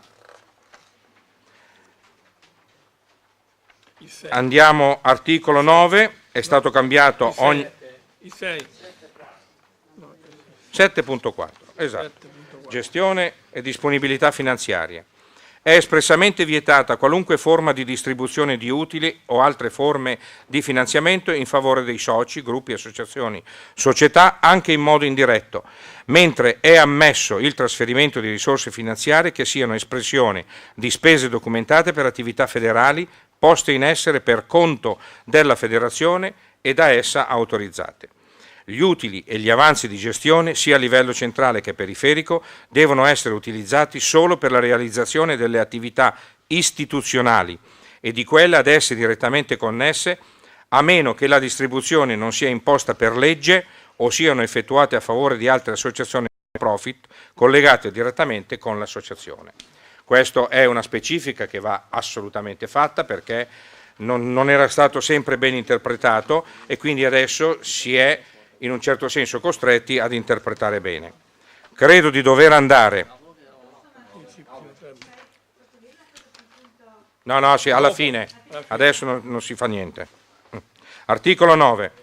9.2. Ogni comitato territoriale potrà proporre candidature per gli organi centrali. Abbiamo corretto il territoriale e anche al 9.3. Un'altra correzione, le candidature per gli organi centrali devono essere depositate da parte di ogni comitato territoriale presso la segreteria generale. Ok? Poi passiamo al 14. 14.5. Sì, 14.5, un'altra correzione sempre dell'ex provinciale. Hanno diritto di voto in assemblea il presidente e i delegati dei comitati territoriali, secondo le modalità previste dal regolamento applicativo organico. 14.3, un altro territoriali, vabbè, questo.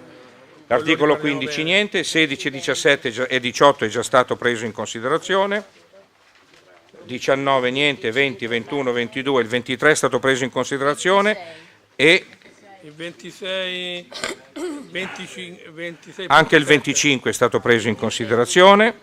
Il 26, Assemblea territoriale. L'Assemblea territoriale ordinaria è convocata dal Presidente territoriale almeno una volta all'anno per approvare il rendiconto economico-finanziario di chiusura, la relazione sull'attività sociale, il bilancio di previsione fino all'Assemblea ordinaria dell'anno successivo e per deliberare su ogni argomento inerente alla vita della Federazione in ambito territoriale.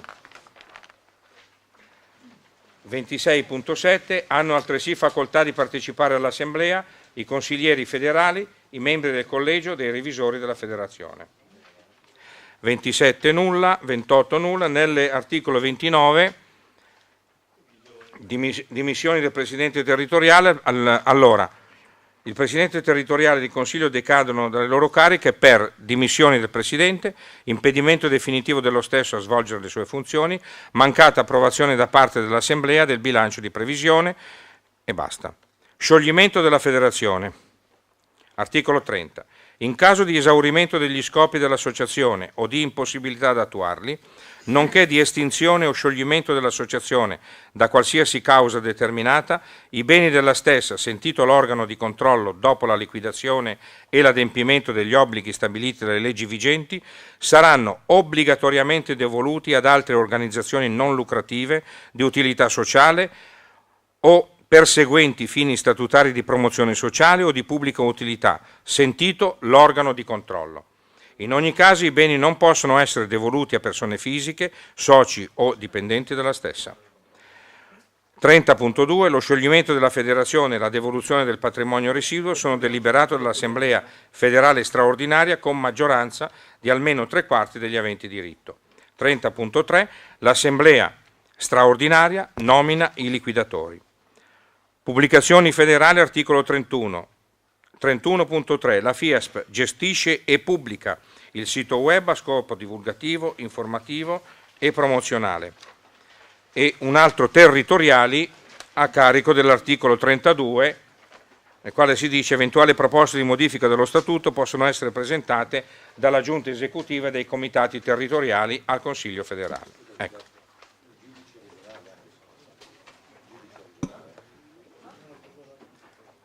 I regionali sono saltati tutti, sì. Allora non è stato nominato, ma anche il giudice regionale, che era una figura di primo livello che riguarda i dirigenti comunque. E l'ufficio di presidenza e nella CAF. Esatto, è assorbito dall'ufficio di presidenza per le competenze solo sui soci e dalla CAF direttamente. Okay? Ecco. Allora, come vedete, io mi permetto di dare un'idea di insieme. Questo statuto rispecchia un pochino un aggiornamento di quello che noi siamo rispetto al 2006, quindi sono passati ormai 10 anni e quindi andava un attimino aggiornato secondo quello che noi stiamo già facendo. Quindi non è che noi ci siamo inventati delle cose, abbiamo visto degli istituti che non funzionavano, non hanno mai funzionato, li abbiamo cancellati, degli istituti che invece già funzionavano in motu proprio e li abbiamo formalizzati. Abbiamo cambiato fondamentalmente introdotto il ludico motore in maniera energica, ovviamente, che non ha cambiato la nostra struttura, come ho detto anche nella relazione sociale. Abbiamo cambiato le definizioni di comitati provinciali per opportunità in territoriali, quindi non ci interessa, ma ha anche annunciato che comunque le province rimangono esattamente le stesse, quelle di prima, o le delimitazioni attuali restano le delimitazioni attuali già presenti. Ecco. Come ho specificato prima, allora, questo è lo statuto che va accettato o rifiutato. Il problema, l'unica cosa che io voglio dire è che le eventuali vostre osservazioni o commenti, per amor di Dio, ci mancherebbe, vogliano vertere sui contenuti e non sui rilievi minimali che, come avete visto, come ha detto anche la signora, abbiamo cambiato immediatamente. Okay? Allora, se avete qualcosa da dire, eccetera, si era già prenotata la signora di Gorizia. Ale.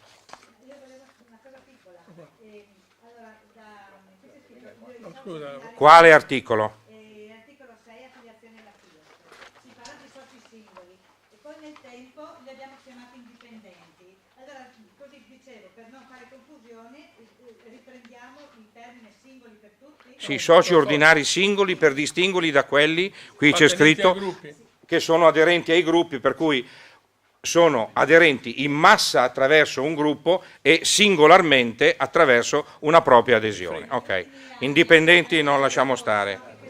Se ci fosse qualche indipendente da qualche parte lo cancelleremo, ok?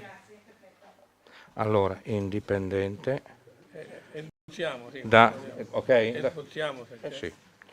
Lo consideriamo un refuso, per cui lo cambieremo automaticamente, ok? Altre osservazioni?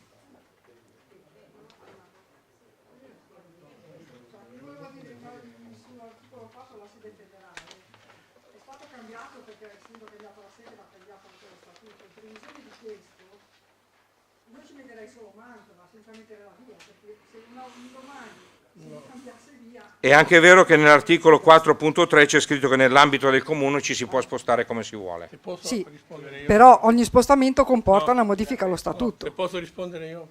Ci mancherebbe.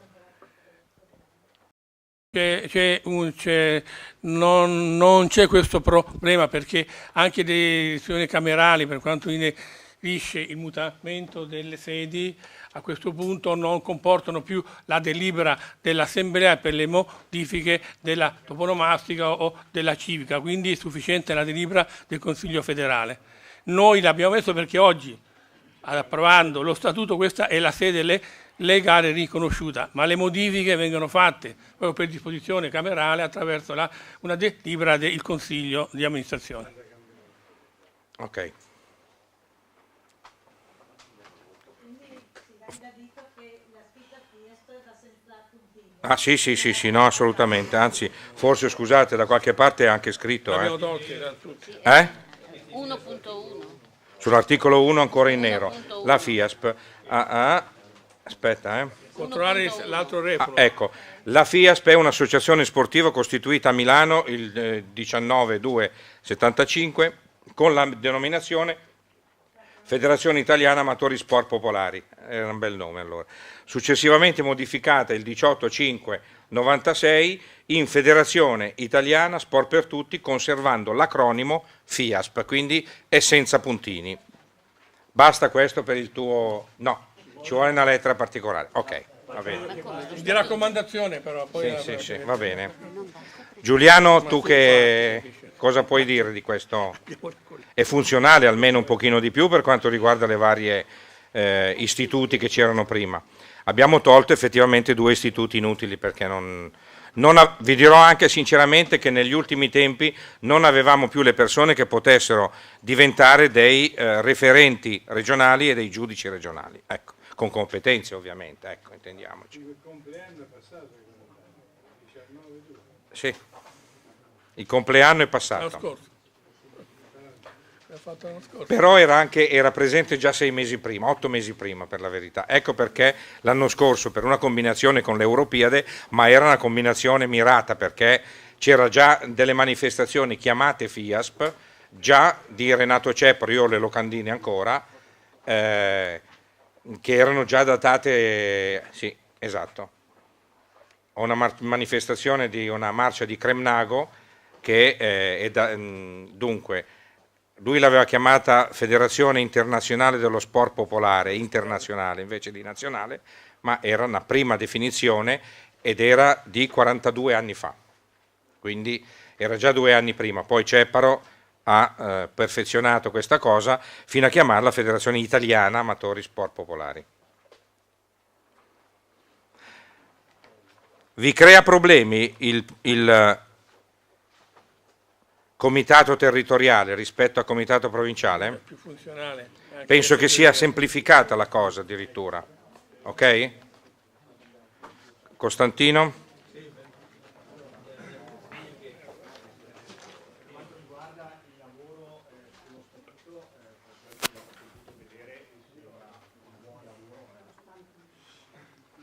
È meglio, anzi, direi quasi un ottimo lavoro, quindi complimenti a chi l'ha fatto. È stato collegiale. Ecco, complimenti a tutti. Volevo sottolineare 2 aspetti però. Il primo aspetto è il concetto di trasparenza. È stato richiamato all'inizio di questa assemblea e secondo me dovrebbe essere ampliato, in particolare nei confronti di noi soci, se fosse possibile, riguardo all'attività che viene svolta dal Consiglio federale, dalla Giunta in particolare. Cosa dico? Sono abituato a lavorare con gli enti pubblici, lì è tutto trasparente, quindi nel momento in cui ci sono i vari ordini del giorno che sono pubblici, vi sono le varie decisioni, i rendiconti che sono pubblici, in maniera tale che ognuno di noi si può rendere conto e magari condividere sempre di più qual è la vita associativa a livello federale. Quindi se fosse possibile, lo dico anche una cosa che ho vissuto in questi giorni, io avevo chiesto di avere la possibilità di ricevere la copia dei documenti per questa assemblea, non la straordinaria ma l'ordinaria, ma mi è stato risposto negativamente. L'alternativa era venire a Mantova a visionarla, però se da un lato abbiamo lo streaming e che quindi abbiamo fatto un salto in avanti tecnologicamente, potremmo anche mandare una mail, e adeguare, e adeguare eventualmente i regolamenti da questo punto di vista, perché prendere la macchina, venire a Mantova per visionare, per fare l'attività di delegato mi sembra un po' esagerato, quindi un passo in avanti. L'altro concetto, finisco, almeno dopo mi puoi rispondere su tutto. L'altro concetto è il discorso di regole, cioè noi qui stiamo approvando uno statuto che sono delle regole. Le regole va bene approvarle, è corretto, bisogna farle rispettare. Ora, io prima ho sentito che saremo penalizzati, noi virtuosi, perché penso di essere tra i virtuosi, non sono mica sicuro però, perché qualcun altro che non è virtuoso non rispetta le regole. E quindi con la storia dello 0,50 e così via si accorciano i tempi, eccetera, eccetera. Questo c'era scritto nella relazione. A me questo non va mica bene. Cioè, nel senso, prima cosa vorrei sapere se io sono un virtuoso o un non virtuoso.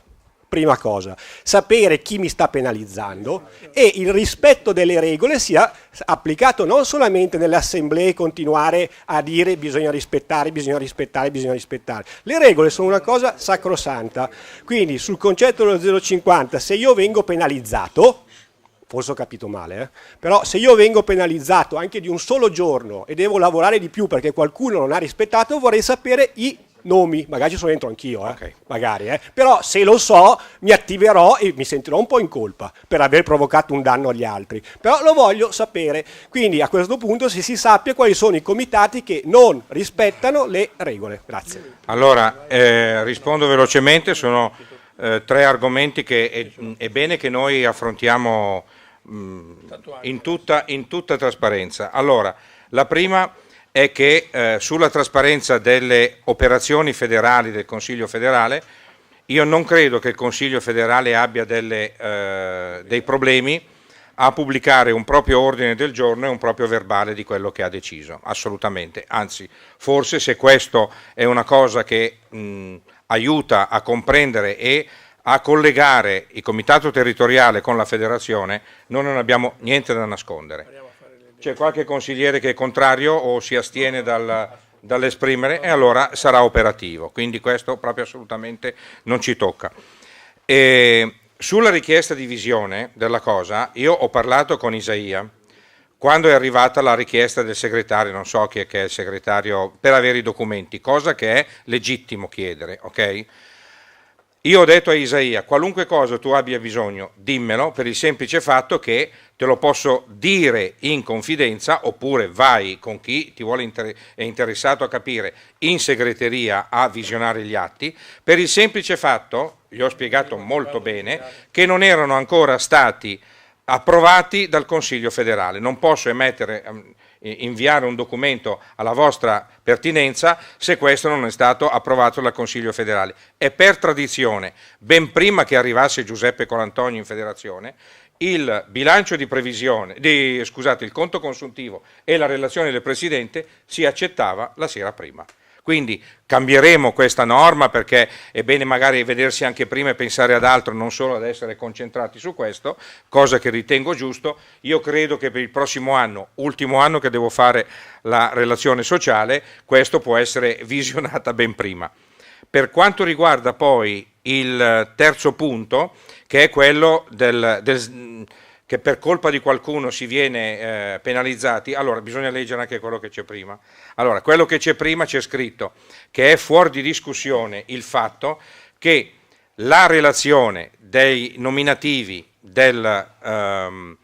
non tesserati deve essere inviata entro il terzo giorno successivo all'evento. Questo è sempre stato detto fin dall'inizio da Orenti, dal dottor Orenti e da me. Qualcuno lo fa già e lo fa sempre entro il terzo giorno. Diversi comitati lo fanno, io ho fatto intuire che questa cosa si fa, qualche altro non lo fa, dovrà adeguarsi, mi capite? Ora, si poteva andare avanti se la discrepanza che c'era tra coloro che lo facevano, che applicano questa indicazione che era stata data, e coloro che non lo facevano era minima. Ma la discrepanza è notevole, per cui vuol dire che adesso, per colpa di qualcuno, ma non è la colpa, bisogna essere invece più ligi a questa cosa dal 1° luglio. Peraltro la compagnia assicurativa è stata anche molto sensibile nei nostri confronti perché ce l'ha inviata, credo, un mese fa, vero? Questa grosso modo un mese fa, e l'abbiamo inviata direttamente subito ai comitati territoriali. Ecco, quindi questo. Quanto poi al fatto se il tuo comitato sia un virtuoso piuttosto che non virtuoso, non mi pare il caso di dirlo davanti a tutti, quindi il problema è molto semplice. I non virtuosi? Non si può dire. Ognuno deve sapere la sua posizione e darsi una mossa, ok? Come avete visto non sono andato a non era giusto in un'assemblea, che questa è di carattere tecnico, molto importante, però non dimentichiamo mai l'atteggiamento che noi abbiamo sempre avuto tra di noi, che è quello della reciproca stima e del reciproco rispetto. Ho voluto lodare un comitato che nel 2012 non era stato virtuoso, per niente, ho voluto lodare quanto abbia lavorato. Ecco, cioè questo è un segno di quello che è il messaggio nostro, cioè vediamo le cose che vanno bene e cerchiamo di imitarle. L'esempio di una persona sola al comando, siamo nel Giro d'Italia, ecco, di Franceschi può essere seguita da qualche altro comitato che stenta un pochino a imporsi, capito? Ecco, quindi questo è il... Altre osservazioni? Io vorrei, se è possibile, dopo l'approvazione, proporre un ordine del giorno. Un ordine del giorno o una mozione? Non è possibile, è straordinaria, nella straordinaria non si ha un ordine del giorno. Non si può nella straordinaria. Tu quando hai chiuso la puoi amichevolmente sentire... Dopo amichevolmente ti sentirò. No, giusto. No, siccome è collegato allo statuto... Le assemblee straordinarie non ammettono ordine del giorno. Le straordinarie. Può essere una cosa, una mozione, un qualunque cosa che tu segnali. No, adesso abbiamo il mese di novembre, quindi che possiamo fare? Ormai quello che è fatto, ok? Allora, ci sono altre osservazioni? Bene, allora devi venire qui.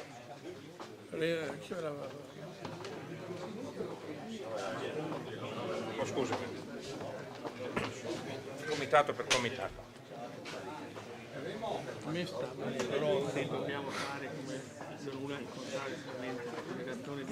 Pronto? Bergamo? Brescia? Como Lecco Sondrio. Tre voti. Como Lecco Sondrio? Tre voti. Cremona? Non ho capito. Cosa faccio? Territoriale di Gorizia? La Spezia? Lodi? Mantova? Messina? Padova? Oh. Parma? Pavia? Piacenza? Piemonte? Pordenone? Perugia, Terni, sì? Trento? Treviso? Udine? Varese? Venezia? Verona? Adesso non lo chiamo, vice. Enea? Vicenza? Scusa. Come no? Di più. Lo hai detto, sì o no? Grazie per tutti, all'unanimità, approvato lo statuto. No, me lo tengo qui. Ma nel regolamento. Non ti preoccupare, c'è il regolamento. Allora, scusate, mi ha fatto molto piacere questa discussione, tranquilla. Abbiamo un nuovo statuto e il nostro impegno, quello della federazione, è di preparare i regolamenti per la prossima assemblea federale, che sarà quella che si farà per la presentazione dell'annuario e che si farà per il bilancio di previsione. Ok? Vi ringrazio di questa attenzione e ci sentiamo giù da basso adesso, va bene? Cosa fai? Ah, stai giù. Tu stai giù. Ma ti fermi?